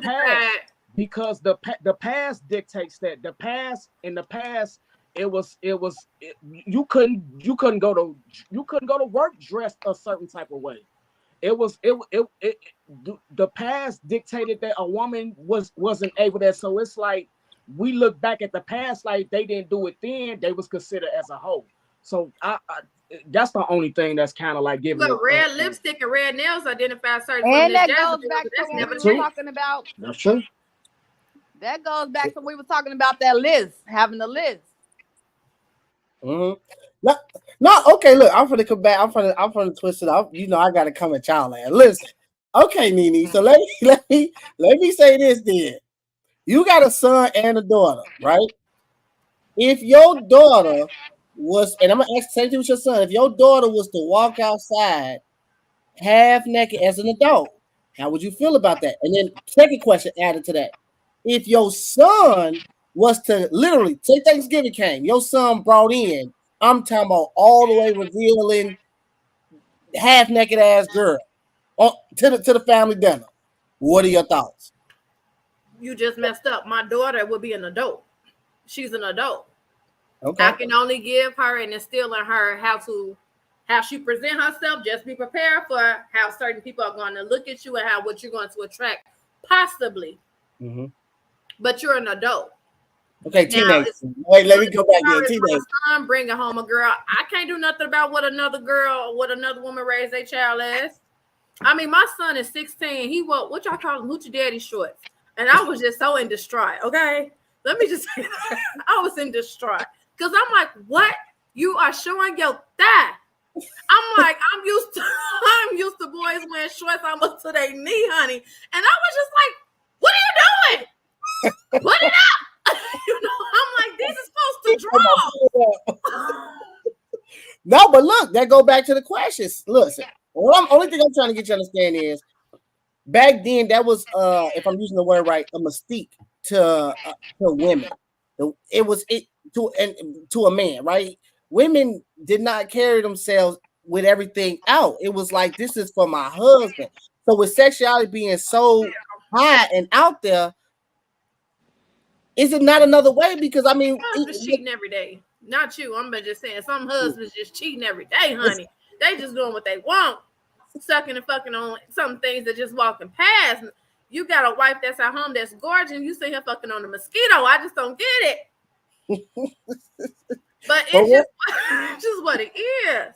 But also they said in the video the version part, right? We got to put that in there. They are versions. They, you know, the girl said the way she dressed, the way she carry herself. All of this is important. Like, remember, even the key word she said, being imprinted on, right? That's the key factor, right? We're talking about. So that's why I said, is it a better way for women to carry themselves to attract the right person, to get the right man, to get the right whatever in the room, right? Because all this matters. Or even teaching our daughters, right? We are a reflection of our daughters, right? So, but is it working though? One of them was 39, the other one was 21. Most people that's married, they normally be married, 18. People that's married, she's 39 and still not married. So, is it worth it? Yeah. So you saying it's okay? That's a good question. Is it worth it? Her being a virgin? Because her biological clock is ticking. Okay. I mean, some women have babies, after 40, but at 39, is it? Come on now, like, is it worth it? Geriatric pregnancy. Don't nobody want no geriatric pregnancy. I mean, but that's what it's called. I'm serious. Y'all need to stop laughing. I'm serious. You basically said, it's a bigger risk. Yeah. After 35, 36, 37, it's called a geriatric pregnancy. Now, don't get me wrong. Some women give birth to beautiful babies and they healthy, but trust and believe me, it's going to be some complications. Yeah. Who want to go through a geriatric pregnancy, preeclampsia, and all? It's either going to be you or that baby for some women. So you saying? So do you agree that sexuality is, what you're saying? So how can I put the question? Are you okay with the way, in as your opinion, the way sexuality is being broadcast? Everything evolves. Okay. Didn't nobody have a problem with Foxy Brown doing what she wanted to do back in the day? Had her titties out. Okay. It didn't matter if the below was covered up, but them titties was sitting up and she looked good. I ain't mad at her, but I'm just saying nobody had a problem with it then. Now here it is 2023 going into 2024. You got women who are showing their titties just as they did back in the day. But now those women was not considered hoes. They was considered strong black women, didn't take nothing from no man. And these women considered hoes. How? Well, okay. I disagree. I want to disagree. All right, I was going to do that. Go ahead. This is why I want to disagree, only because of the factor of the lust that it's creating with so many people, y'all. This shit has created a lustful people. That's the flip side of it. Like, I get the independence aspect from the woman, but the other flip side is y'all done created a whole bunch of lustful ass men who lusting, who not even self-control. That's true. I'm not. The flesh takes over. The flesh takes over, man. It's real. You're supposed to kill it's your real. flesh every day. You're supposed to be bigger than the flesh, bigger than That's society. personally, You as a but person. that's somebody personally. But we saying on a grander scale, they creating a lustful man. Like, so you saying in so many words, you making it, off topic, but based off what you're saying, you saying that if a woman gets raped, it's her fault based off how she was dressed. No, I'm saying it's the same aspect of I'm what saying, you're saying. listen, I'm saying if a woman dressed naked and walked down the dark alley talking about get this pussy, then yeah, that's what I'm saying. That's self-control. It's never like, no. You should be able to look and not be able to do anything. So you said lust? Go ahead. But at the same time, it's prostitutes that walk down the dark alley. You right about self-control as far as doing something, but still that's lusting though. In my mind, in these men mind, they wanting to have sex. And that's what creates a lot of conundrums in a lot of people's relationships because they lusting. Like, for real. But it's always that, and I'm not blaming the woman. Be able to control it's the woman's fault. You absolutely right. It's on that personal man to have self-control. But y'all, what y'all doing? Y'all feeding it to us. Y'all creating a narrative to making the narrative more bigger. Yeah, I don't think women. Is that what you trying to say? It's right in front of us. I mean, how can you have self-control? Like, it's literally right in front of us. What you say, Nene? We trying to indulge and feed a demons. What y'all saying? Y'all got demons inside of y'all, and basically, now you want to sit and take advantage of little old me because they like self-control. Right? That's what I'm saying. What are y'all saying? Right Who said? Okay, wait a minute. Okay, let me defend. I got you, Twat. Listen. What we My thing is, I'm not saying I would pursue it, but damn it, it looks good. Call me a I'm gonna look. I'm going to look. I don't care what nobody say. I'm gonna look. No, look. We understand. Might be on some weird shit. I might just stare for a long time. I don't know. That's just. That's okay though. It's okay to look. What we saying is, don't touch. Okay, but look, this is what we saying is. Look, this is what I'm saying. I'm a hit it a different way. Are women aware, and should they care more about how they carry themselves because they are attracting the unwanted? The type of attention they should really be attracted, right? That unwanted attention, that attention that could get you raped, that attention that could get you judged, and not just by a man, by other women. The room you walk in, all of this does matter when we talk about sexuality. We talk about the positive part of how good a woman looks, but there's a lot of negativity about this sexuality shit that's being put out here. You got to think about it. You got 3-year-olds that's little girls that's wearing they're being dressed like this, right, in a sexual way. You got fucking like adults, women, like this shit is out of hand. There's a lot of negativity to this, and it can't just be that a woman should dress how she want to dress and nothing should be, and she shouldn't be responsible for nothing. What? So it's okay for a woman to go out here with a shirt with nipples showing through. All that shit is okay. Absolutely. Oh, wow. Okay. Self-control. You gotta fight your flesh every day. It's hella shit. Some people might piss me off, and I might want to murder this person. So think I'm gonna do okay? it? No, that's me fighting my flesh. So that's easier said than done, though. I mean, you okay? I'm not saying it's hard. I'm not saying, but we do need hard. It's going to be a struggle, but that's what you got to do. We need to be more mindful and more careful on how we dress. I think so for real for y'all. Yeah, that's what I'm saying. Listen, Right. Not necessarily. I mean, look at Ice Spice. You trying to tell me there are some dudes who look at that shit and be like, man, I just want to get a hold of that. Y'all be seeing how she be looking. I just found out who she was. But my point is, when you dress like that kind of unwanted attention, even though you just say sex sales, damn it, you selling the kind of sex that make me want to really get at that. The first time I saw Ice Spice is when she had that Betty Boop costume on. So, I mean, that was the first time I seen this young lady. So if that's what we're talking about, I mean, but she was on stage. She was comfortable in her skin. It's not, but it's not about that. We're talking about, okay, look, sexuality, it's not just about the women as an adult. It's what's trickling down to even the young generation, right? Do you want, okay, King, let me ask you. We got a daughter, Riley, 4 years old. Do we want her, if you was to be out here dressing like that, do you want your daughter, because I know damn well I don't, do you want your daughter to develop that habit and start, and because she got the mindset, well, my mama did it, and she says that my body is my body, so I do what I want. I don't want to see, do you want your daughter to be out here with half naked? Even as a teenager. I mean, at the end of the day, that you talking about something, you have to be louder than society. That's the parents' burden. That's your job to be louder than society. But regardless of how I teach her and what I put out there, if she want to dress like that and she feel comfortable and that's how she want to express herself, then baby, go ahead. I'd be like, baby, I think you need some longer shorts.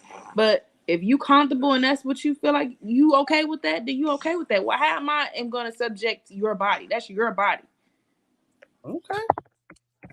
I disagree, but I mean, we gotta remember that we can't control other people. Only people we control is ourselves. But you just said self-control. I said we can only control ourselves. Self-control. We can't control what somebody else do. Right. So if we're tempted, we do these things, we obviously have no self-control.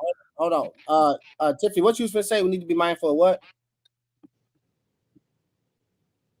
Tiffany? I say we really do need to be mindful of how we dress, because I used to try to do that shit when I was young, but now that I'm old, it's like I don't want we do mindful. We can't control what people wear, but I really feel like people need to be mindful of what they put on.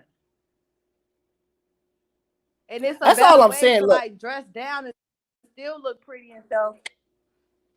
That's what I'm saying. What I'm saying is based off the person's perception. You might feel that way, but somebody else might think that having it all out, that's what they like. How are you gonna tell somebody what else they don't like just because that make you feel uncomfortable? No, we're not. No, listen, I'm not saying that I'm trying to tell somebody. No, it's not making me feel uncomfortable.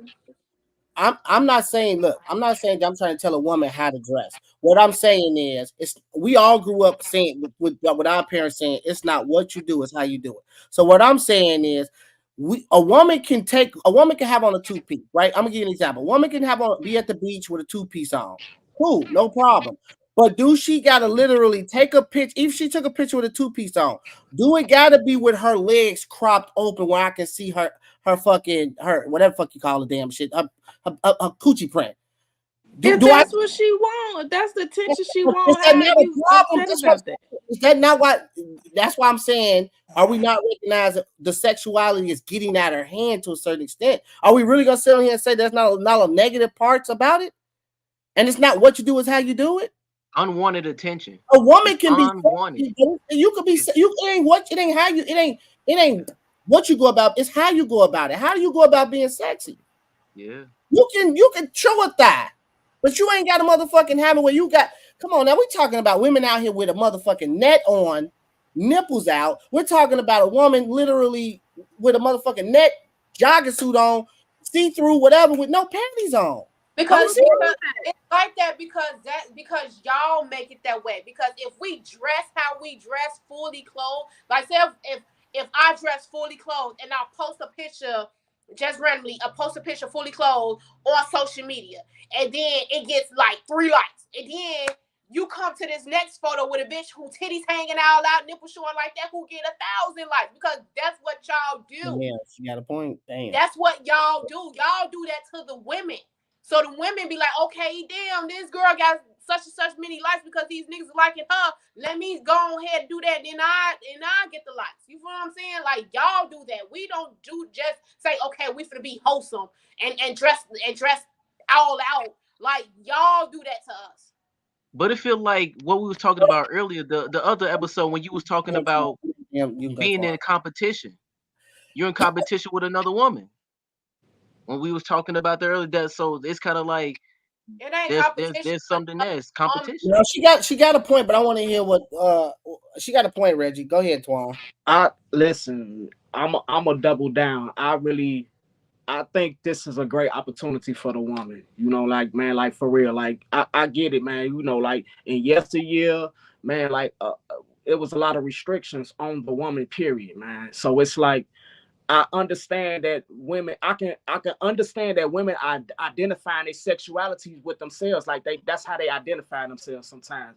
And you know, like this is kind of like one of those. It's a little similar to the abortion situation. It's kind of like not a man's business, kind of to a certain degree. It's kind of not our business.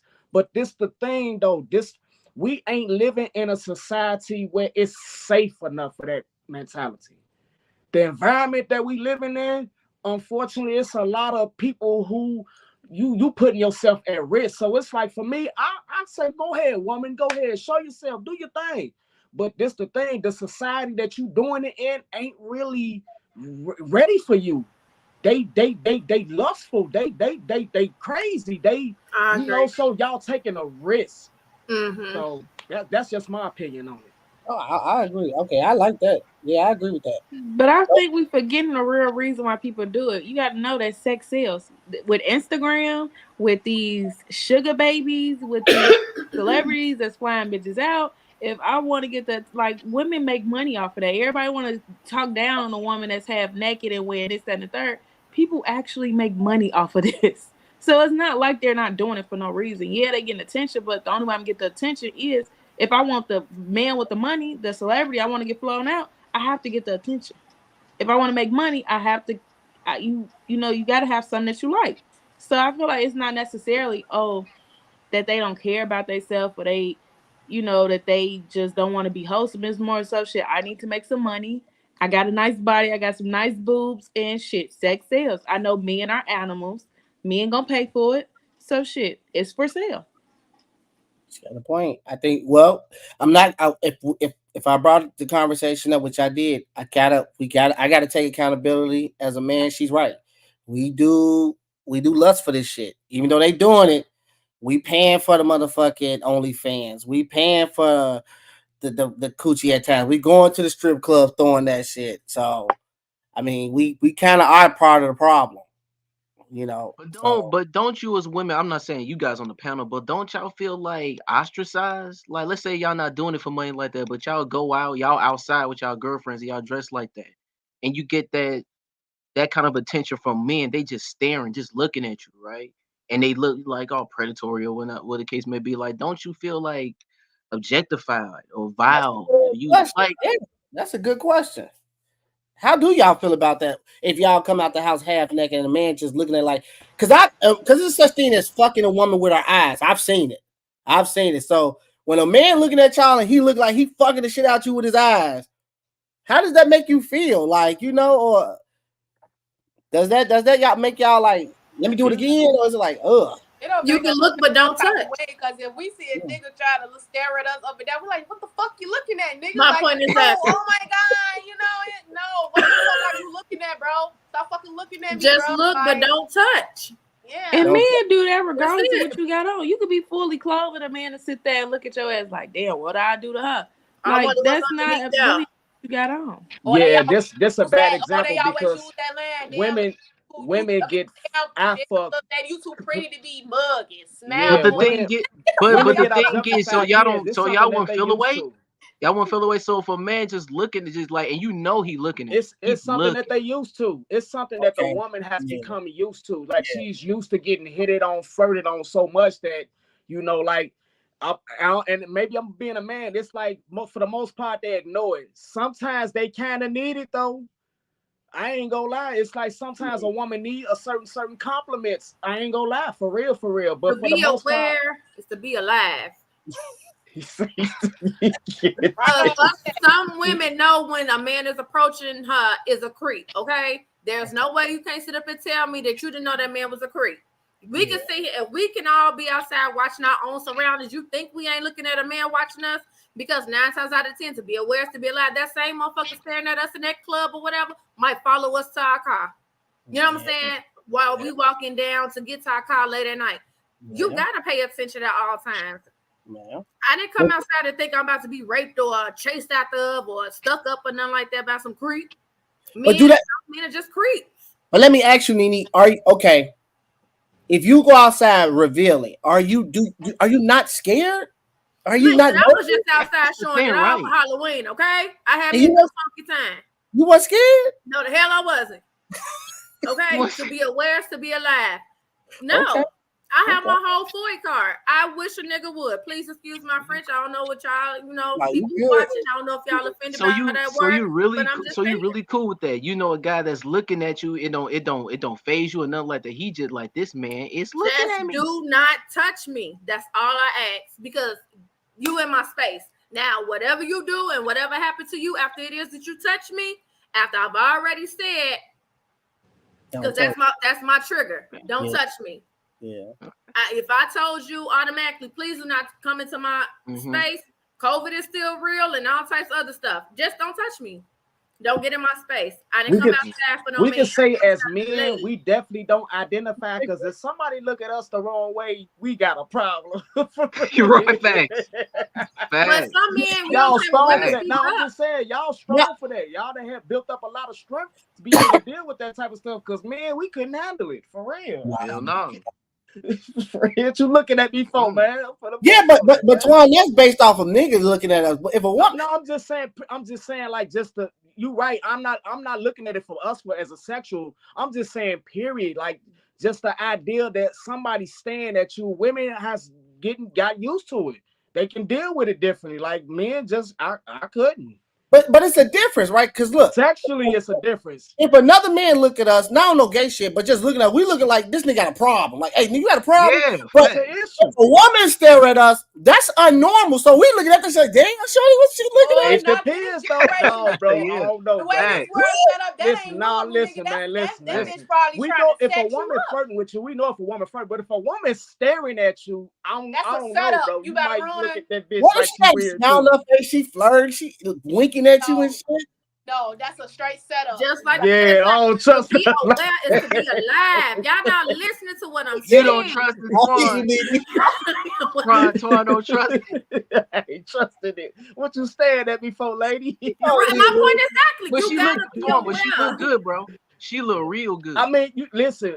I get what you're saying. It don't but matter, listen, Junior. It don't matter if she look real good or not. Them It's not a- females that it's be not a looking real natural- good be the ones who set you up. it's not a natural response for a woman. That's not how a woman flirts.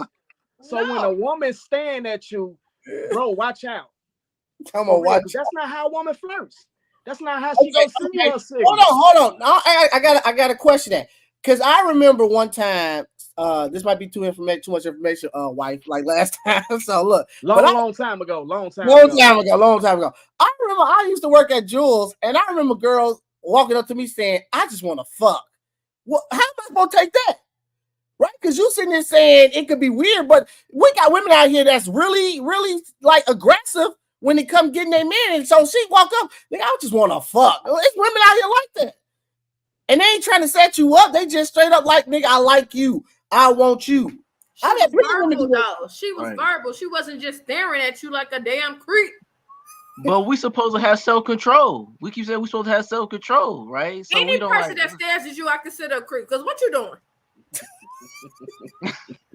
Not even that. She was looking at them. She was looking at Okay, now we looking at each other. I see you, you see me. Now we're looking at each other. What you want?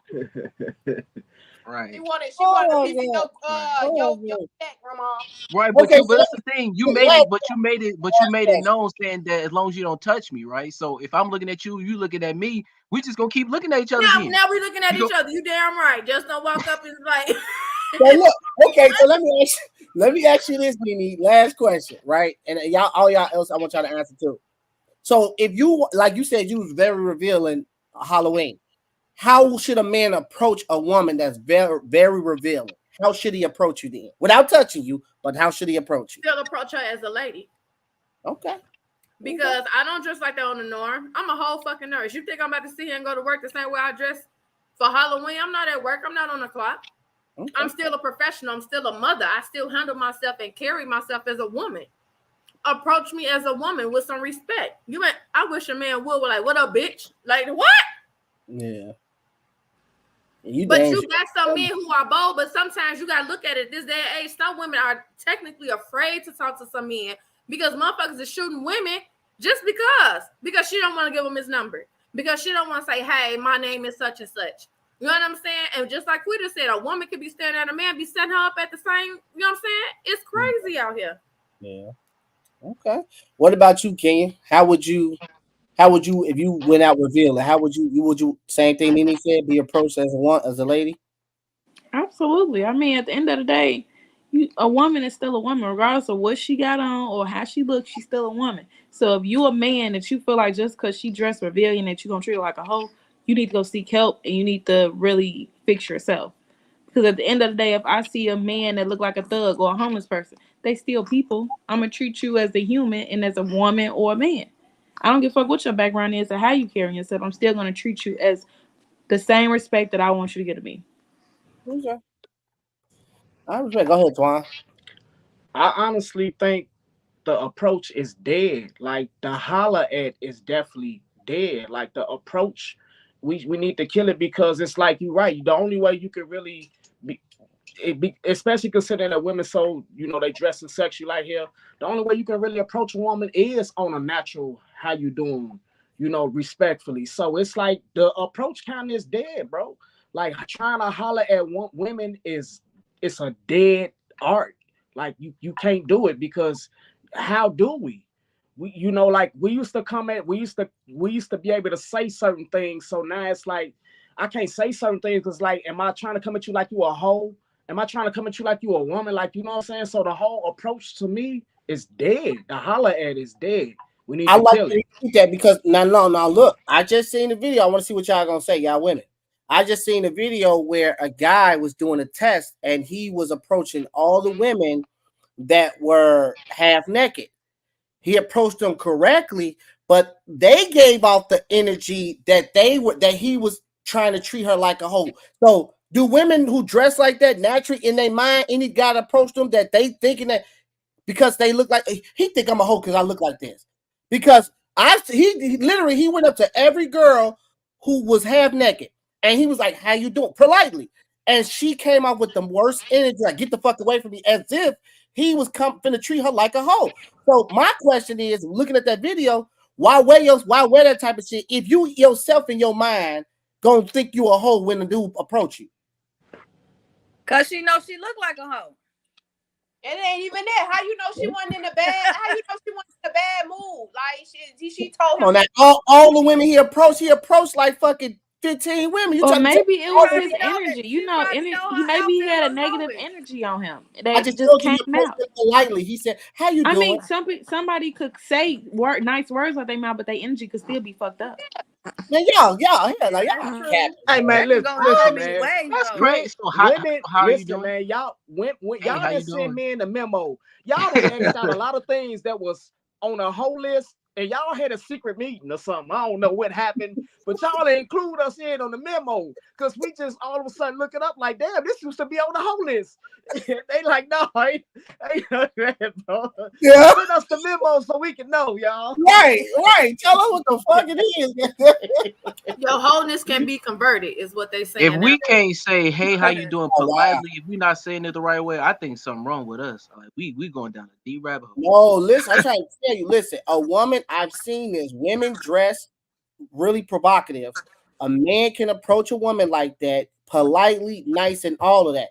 I've seen women react in a negative way as if in her head she'd have told herself, "He's only approaching me because I look like a hoe." So my question is, if you feel like that when a man approach you, why even dress like that? If you right off the bat gonna think that. It might be just the consistency of men that she's dealt with. It might not be because she automatically think, "Oh, okay, I know I'm gonna be attracted. Men gonna think I'm a hoe when she go outside." Nah, men start off as one way and then they switch a role. Let's all be honest. Men want pussy. Yeah. Men see what they see and they know automatically, "Hey, I want to fuck her." Some women are the same way too. Let's just be honest. We all adults. It is what it is. But some men will start off and be like, "Oh, what's up, sweetheart? My name is such and such. What you do for a living? This. After a day or two, man, I be like, "Man, we don't want our first day. What's up? You gonna give me some pussy or not? What we doing?" Dang, you got a point. Let's just be honest. And some men be like, "Man, I'm not that the whole list about that Cheesecake Factory bullshit. Why would I spend all that money if you ain't giving me no pussy at the end of the night?" Yeah. You know what I'm saying? But no woman's gonna be like, oh, I'm going outside today, and yeah, I want to look like a hoe, and then I want him to come at me like a hoe. Girl, what? Yeah. Who thinks like that? Yeah. So for certain women, like that movie, from Think Like a Man, you waiting for 90 days. What was it? 90 days until you have sex. Like, is that realistic? Some girls. That Steve Harvey book. Is that what you're talking about? Yeah. But I'm saying, is that realistic? Different strokes for different folks. It's on the Steve Harvey book. Listen, as you can see, Junior, every one of them on that Steve list Harvey had their own logic of what they wanted they men to be. So it's like all of them ain't think the same. All of them, went after the guy that they wanted to go after. Yeah, but I think I thought all they had the same thing in common, saying like not to have sex with a man. No, it wasn't. It was one girl 90 days. The other girl wanted the rich man and ain't want the 9 to 5 man. And there was another woman who wanted a man to love her, but he was a mama's boy. Yeah. It was all different strokes in that movie. Oh, okay.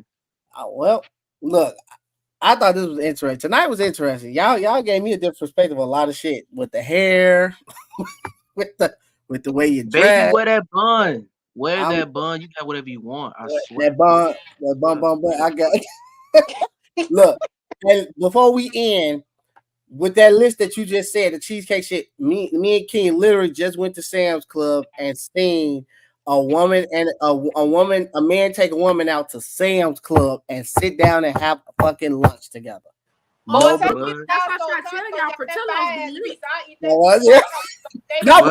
Wait a minute, what's this Sam's Club? Ain't they got Little Caesars in it? Worse than Portillo. We're talking about she went on a date at Sam's Club got some fat ass brownie ice cream. Okay. I go got that. They got good hot dogs too. In the Sam's Club. Oh my mama, you go to the little booth in Sam's Club and take what was the date? But Yeah, how do you know I'm not date? caught up on the current Tiffany events. get motherfucking samples and shit. Come on, you going on date getting samples. You can eat buffet shit. You leave out there. You Wait a minute, Ro. shit. But how'd you know it was a date though? How'd you know it was a date? What do you mean they came tables in there? Sam's Clubs on the side. Yeah, they got tables. They came in there. They didn't go grocery shopping. They literally went to the food thing and sat down and ate and had a date at Sam's Club. We came and left at the same time as them. We came by the time we was grocery shopping for about in Sam's Club for about 30-45 minutes. So by the time we both walked, me and King and that couple walked in there. They did not grocery shop. By the time we left, they got up from the table for 45 minutes after having a date and left. I'm like, damn, Kenya. They just got done. He just took her fucking on the date for Sam's It was a date. It could have been them just waiting a time until Nah. they job. Yeah, they could have been. They could have been lunch. It could have been lunch. Nah, they was together. The way they body language, they was on the body date. language. That was a date. I took a date at Popeyes. See, that's rare. That's rare. That's rare. She a better woman than What me. you say, any Popeyes? Wait, Yes, I had a good time. I had a 3-piece spicy with mashed potatoes and a frozen lemonade. So Okay, hold on. with the cheesecake situation. So Nene, so it's the Portillo's thing for you on the first date. You with? I don't care. Nene like food. The Okay, food so let me ask you. So let me What ask happened, y'all? I'm lost on. Just this don't give me a Portillo's peanut butter and Cheesecake jelly Factory. sandwich with no you. skipping. No, that was one of the episodes. That was one of the episodes. I had brought up that was about one the episode. list and where the women was denying where they don't want to be taken to restaurants. Oh, It was Phillies, Portillo's. It was all coffee shop. Hell, they even had church on there. It was like, don't take me to motherfucking church. So it was all of this shit, right? So that's why it was crazy that I had this on the episode, and then yesterday we went to Sam's Club, and I'm seeing this dude literally take his girl Right. to Sam's Club, and I'm like, damn, that's crazy because the list was saying don't take me to none of these places. But I'm like, damn, there's a woman out here that don't even mind getting taken to Sam's Club, and then you got Nene on here talking about some take me to Popeyes. So, hey, look, I fuck with it. I think any woman that is okay like that is a keeper. I think any woman like that. Hell, I took me and King used to love Chili's. King, did I not take you to Chili's? We was in Chili's getting the motherfucking dollar margaritas. Nah, that was actually Applebee's. I mean Applebee's. I love me some Applebee's. Shit. Romeo, you heard me? What? I said take Kenya to Costco. They cheaper. You get samples and you get $1 pizza. Oh yeah, straight up. At least for a lunch date. At least for a lunch. Take me there. I don't want that shit, man. It's good, Kenya. It's good. And you get to try the different samples. And they got cheap gas. I even do Cobras real quick. But I ain't doing no real fucking Costco. Yeah, she ain't doing no Costco. Hell no. But what about Cobras? Y'all got a Cobras out there? Nobody eat that shit. No, man. I'm not. I don't go to Cobras. I like Cobras. They burgers good as hell. They burgers are fine. That's the only I burger like Cobras and they chicken strips. I like that. Okay, them buffalo chicken strips is fine. Expensive. Me to be over there eating, goddamn. You know, you be over there straight. I mean, you know, all is a little expensive, but you sound like on Friday when he was like, she know all about the cupcakes. You know what I'm saying? Ask my family what you talking about. Look, hey y'all. But that's not even on the first day. You gotta know your partner. That's why he was so comfortable to take her to Sam's Club. I feel like they've been together for a minute, so it's like that's nothing. You know? No. Look, no. The body language is not the body language they gave was not that they were because normally you be on you could tell like when you with your girl, like whether you older or younger, you could tell when that's your girl and y'all been together for a long time because you give off a certain type of body language. The body language they got out, he called her up, looked like they got out the car. And he was like, they wasn't together walking. It was like it was space between them. And he like, look, bitch, we going to the Sam's Club. We gonna sit down. This is where I'm taking you. And it was like she was okay. And she drove. She was okay. When they left, she jumped back in the driver's seat. She pulled up in the driver's seat. That was a date. That wasn't no. We've been knowing. They both drove in separate cars. That was a date. Yeah. So it didn't matter. I think it was about the time. Then it had to be about the time. Man, you can't take no girl to Sam's Club. Then how would y'all feel if we took y'all to Sam's Club? Oh, you're not doing it, Toy. That's a good question. Look, how would we feel if a girl took us to Sam's Club? I ain't gonna lie to you. Can you take me to Sam's Club? I'm breaking up with your ass. Divorce. Absolutely. I'm looking at your ass and be like, what the fuck are we doing? That is so discriminatory. He probably gonna call up his homie like, man, you can take me to Sam's Club. But wait a minute, what if they got Little Caesars in there So though? listen, you can't what's knock the that. criteria, y'all? can't Is knock it the money or is it the good food? Come on, y'all. What is It's the quality of food. What's the criteria? It get better with their pizza though, a little bit. It's the food. It's the food. If it's the food, then It's the Sam's food. Clubs it is then. No, look. Or whatever it's good at. That's like, hey Twan, that's like Walmart. Walmart got in certain areas they got a Subway in there, and then they got a Charlie's in there. A Subway. And Walmart sell chicken like They you got Checkers too. they got Checkers. Yeah, Walmart. Checkers. Yeah. Well, Yeah, that'd be cool. Walmart also got rotisserie chicken and just some dinner rolls and have you Uh-huh. like time. Yeah, they got Yeah. macaroni. Yeah. Don't forget them jewels to get that famous Yeah, cheese. that hey. There you go. So, Mario's hold on, I some like her chicken answer. on I the like grill. these. It's not the setting. It's how you improvise. It's how you improvise. I was just gonna say we need more women out here like y'all on the panel that don't give. Cause y'all say Hold on, wait, Denise. Denise, It's if the Mark wrong taking you to Mariano. Mariano's be having wait a minute. If she can't eat Wait. ugly in front of you, then nigga, that she ain't fucking. Hey, Twan, can you Mariano's like I'm finna the go put- I'm finna lamb go chops. Texas Don't Nigga ever play with Mariano. Mariano. And she finna chop my head off on every last restaurant that y'all just Okay, named, every last right. one of them. Right. Take Hell her to no. Mariano's, Twan. Take her to Mariano. They got happy Oh yeah, hour. Mariano's drink is nice, wine though. and What's Mariano's that? That's the too. little pizza place, ain't it? No, that's a No, grocery No, store. Mariano's a grocery Oh, store. no. It's grocery Man, y'all store. gonna get my head cut off. No, but it's the nice. It's nice. They I got don't a get my line head cut off. Mariano. It's Twan, like you the heard me upgraded say version of women on Jules, the panel is cool. You don't go outside the panel. You take it away. You gotta get them Mariano's off make the good But rules. wait a minute, hold on. But Twan, you But if the food good though, They like make if the lamb food chops good, in that, damn it. cause They my cook wife your thinks lamb she eat chops for up in 10 hours. Mariano. You get your food cooked off your link card too. Do you hear what I'm Yeah, saying? thanks. Wait, That your where y'all season. Hold on. Where? You can do that at Pete's too. You can do that at Pete's too. You can get your fish God. fries. Oh yeah, Pete. Pete's Yeah. got it You can going do on. that They got some good fruit. Y'all Pete's, you got can get your food cooked at Pete's. Yep. Hell yeah. Y'all Don't play get with it. Oh no, I don't know nothing about that now. You get some catfish, you can get that fried. Y'all get it. Y'all get And it. they said they got good jerk chicken at All Peace y'all too. on this panel is ghetto as hell, including my Peace damn wife. hot food Ghetto. section is really good. They make Yeah, it fresh yeah, after 10, 11 o'clock. You got to get in there early, though. Yeah, I'm gonna check them out. Yeah, you gotta get in there before 2. Hey, hold on. The Marianos on 95th. You could definitely have a day because they got a little section. Evergreen Park, he ain't lying. I be up in there. And the one right here on 39. They got one on 39. And the one in Oakland. Yeah. They got a little area where you can sit down and have a little date at. Hell yeah. And they got a lab. Look, they so raw. They got a live band up in there on 39. They got a live band. And live music too. I need to go up in there. Yeah. Catch me up in there. I might have to wear a suit. But look, don't go up in there on Sundays because all the church folks be in there. Sundays. I'll bring my tambourine. I'll be there. I'm surprised, bro. I mean, because you can cheap as hell sometimes, bro. Y'all is But crazy. you You be know cheap that? sometimes, bro. I'm surprised you wouldn't do that. You What? cheap as hell sometimes. You be cheap sometimes, bro. I'm surprised you wouldn't do that.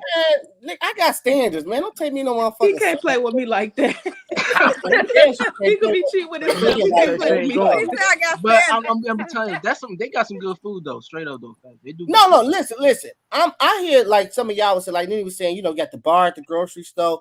If we grocery shopping and we go up in Mariano's, cool. Let's sit down and have us a drink. But I'm not just gonna wake up and be like, hey, you want to go on a date to Mariano's at the grocery store? We ain't got no motherfucking groceries to pick up. Mariano's lamb chops is foul. I'm not gonna say it again. Straight up. Love they chicken tenders. Okay, do you hear what she's Straight saying up. to you? Do you They you got got solid bars. y'all men don't listen, got nothing. Mariano. I don't see nothing wrong with that, bro. It got it's especially the setup, bro. It's the Now setup. people be actually dressed up in Mariano's Friday night at that bar. They be having the live band. They be having their wings. Facts. So they And be they dressed got up. flowers. And you Where- can buy her some flowers. Yeah, they got flowers in there See, that's a date Yeah. setting right there. What that say? That's That's right from there. with the link what that say? card. That's- Is that about King Drive, Tiffany? No, the Mario link come on. card. No, at we night. talking about Tiffany. You said that's King Drive, right? 39. Yeah, 39th. It's right up the street from my house. So 39th Tiffany, King Drive. so Tiffany, you talking about the link card. So if I take you on a date and I pull out the motherfucking link card, out the everybody link know what card. TBT look like, and I pull that bitch out and swipe for our shit, you cool with that? Hell yeah, we at Mariano's. Saving Yeah. money. That's saving money. And Oak Park, you can get you a whole platter of seafood too. Yeah. Y'all need to send me this list, man. For Hey, real. look. And look, the chef. Send me the The food chef at stamp list, Mariano's man. I on need to 39. know. He's short. He a little short nigga with No, but tattoos. Twan, He if you gonna go look to you up. Pete's, if you get some fish, you want fried, they fry it for you though. That's fact. Got the plug And they don't in. charge you. They don't charge you. And you can pay with the link card. Man, put me on. Yeah, you can pay with the link card. Yeah. Oh yeah, No. that's what's up. Seafood Junction take a link card too. You know all Yeah, they do. Yeah. Hey, all whatchamacallit, But it ain't nowhere to sit up in there. Right there. I think Lawrence Fisheries take that too. I think Lawrence Fisheries made. Oh yeah, Listen. no, I don't think so. Oh yeah, they do. They do. Hey, They y'all do. want to know who else take the link card? S2 Grills. They most definitely, and you can get hot food off that. S2 Which one? That's the liquor store? Yes. You talking about the Yes. one that's the liquor store? They accept the link card. You get hot food. Okay, off so that. my homie's been sitting there at the liquor store and ain't said nothing, is what you're telling me. Okay, so now I'm about to handle them. Don't worry about it. Right. I'm about to handle them. Right. y'all is hold on, man. Hey, Listen, I love the panel tonight. Y'all ghetto as bro, I'm trying to tell you, bro, you can I make a love date out of it, bro. I'm telling you. listen, telling you, bro. What? I'm gonna Oh, let wait you a know. minute, I got I'm gonna let you know something how to it say. went. I'm So gonna try it. Without the Oh yeah, without go the to little the slushy, what we're not talking man, about what that. places you S2 close by? Grills Cause with the slushy. They take link the one card on the the one food. we on the Oh, one I by almost got 87. into Oh an damn, old I'll be lady. up there. I probably Yes. can't go Oh, there no 87? more. I Yeah. probably The one can't on go. Stony Island, right? Anyway, the one over there, and this one by downtown. Oh, Yeah. I gotta handle it. I got something to handle. Oh, Don't it you is. worry about it. I Okay, got something to say. Something. Yeah. Going As there, much let me as get I'm Yeah. that lamb chop with the macaroni cheese and greens up. as much as I'm Yeah. planning to posting, you mean Facts. tell I've been taking link cards this entire time? Yes. Okay, I'm about Yes. to handle them. Don't worry about it. I got Yeah, some food. facts. No, it was at that Target. You know that Target on 95th? The Target. So wait a minute. The one on which S2 Grill close to downtown? Where that's at? I don't even know what street it is, but I know they got one down there, and they got one on Stony Island, like y'all said. It's one on like 52nd, 56, something like that. And Holston. Yeah. Y'all listen. We gonna end this with y'all ghetto and Mimi. Y'all like Top Ass 32nd and Ashland got the no more. Don't get no more addresses out, okay? But Twan, if you go to Peach this week, they gonna fry that fish for you, bro. If you go to Peach this week. He said over here talking about some damn fish. Right, listen. We gotta end it. But we gonna end it with y'all ghetto and Nene need to be in the straight jacket for food because she out here doing drive-bys and shit ready to hurt people. Well, I hope S2 watching this. I got something for y'all. Look, see, I told in the liquor store because y'all always give me discounts and y'all ain't said nothing about S2. And y'all know I be giving me a lamb chop dinner. Salty about that, man. Yeah, I'm She's do gonna slide. you She's hear me? gonna slide. That shit be cost like $40. She finna pull up. For four funky ass lamb chops. Hey, I heard Wait a minute, how much you said for some lamb chops? Almost $40 for that little ass funky ass meal. I'm mad. Yeah, buddy. Listen. Yeah, that's why I don't eat them damn lamb chops. They cost too much. I love them though, man. I enjoy it. You can get a pot roast for $30 at Mariano. Stop with the food. Y'all stop it. Okay? Don't you mention a damn lamb chop, a Mariano. Stop. Okay, I've been trying to get off the damn platter for 10 minutes now. Drive-bys, fleet cars. Stop. Okay? Stop. Go to bed. All of us. All right? Don't mention no more damn food. Now listen. Listen. Talk to the family, like, comment, subscribe, and all that good stuff. Look, real talk, I literally appreciate every last one of y'all that came on tonight. Like for real, every week that y'all come on. Nene, I appreciate you, Tiffany, Twan, Reggie, Kenya, Quita, Kalila that came on. I appreciate all y'all. DJ, I appreciate y'all for real. I hope to see y'all next Sunday. Listen, the podcast is growing. I'm talking about TikTok, 12,000 views. Another video that we put up, 6,000 views. Another one, 3,000 views. So it's growing. So you got and I got you on TikTok. Oh, wait, Romeo, I got a question to ask. I'm sorry, Nene. I got you all over the place. I'm sorry. I know you had, but I got you. I got you on TikTok. Go ahead, Tiffany. Go ahead. Today when we was on live and the girl had said something, she was like live from Facebook. I don't know. I think she was from somebody's phone. Somebody got on with their phone. Yeah, she's from DJ's phone. I was gonna say, damn, that's what's up. I thought that she was like from the outside on Facebook Live. No, they ain't got it like that. No, look, y'all literally have been doing numbers, and I texted Nene and told her this. Like literally, the feedback that I'm getting on TikTok, and even some on Facebook, they are loving your energy. Tiffany, they literally loving your energy. Twan and Damon, he not on here. He's supposed to come tonight, but so he had an emergency.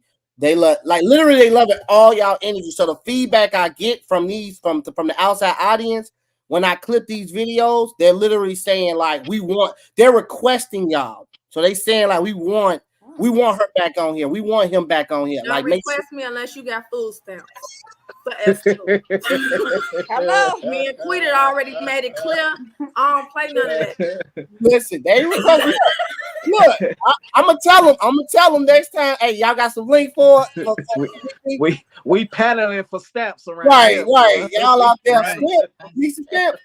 Even Quita, like it was a guy that literally was like, he was like, whoever Shorty is, the girl Quita, she be talking her shit. So they like all y'all. So that's why I like y'all coming back on the panel. So Nene, you have an audience. So I need you back on the panel. Don't have me an audience. I did not know I was on TikTok. Okay. I already got a problem with my daughter being on my TikTok. Not follow me on TikTok. I'm not gonna follow you, I promise you. But it is a good thing. To put my privacy settings on. What crime have you committed out here? You hide like this.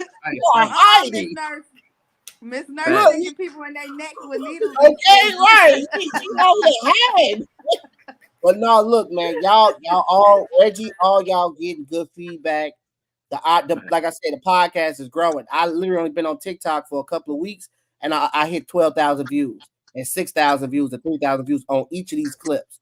So TikTok is growing, which is going to grow the platform where I'm going to come to Chicago and literally, if we can get as big as we can, we're going to have like a show up show. So that's what I'm trying to do. The first show where everybody come out. It's going to take time, but we getting there. So I just want y'all to know that the platform is growing and y'all are creating audience that want y'all back on here. So please come back as soon as possible. Nene, I'm going to hit you up to see when the next time you can get on here. Yes. I know Tiffany and them coming. I'm gonna make sure make sure they got some link for you. All right, they're gonna be sending you some link. All right, I got you. And Twan, if you listening, y'all played me all last year. I appreciate y'all, and listen, I'll keep y'all in touch with the next stuff. And till next Sunday. So as always, thank you for coming on Talk of the Show, where some of the families lie. Some of the families are real, some families are fake, and some families steal. But this family, all we do is talk. Appreciate y'all. Y'all have a good Monday and be safe. And till next Sunday. Y'all have a good night. Night, y'all. Night, y'all. Bless.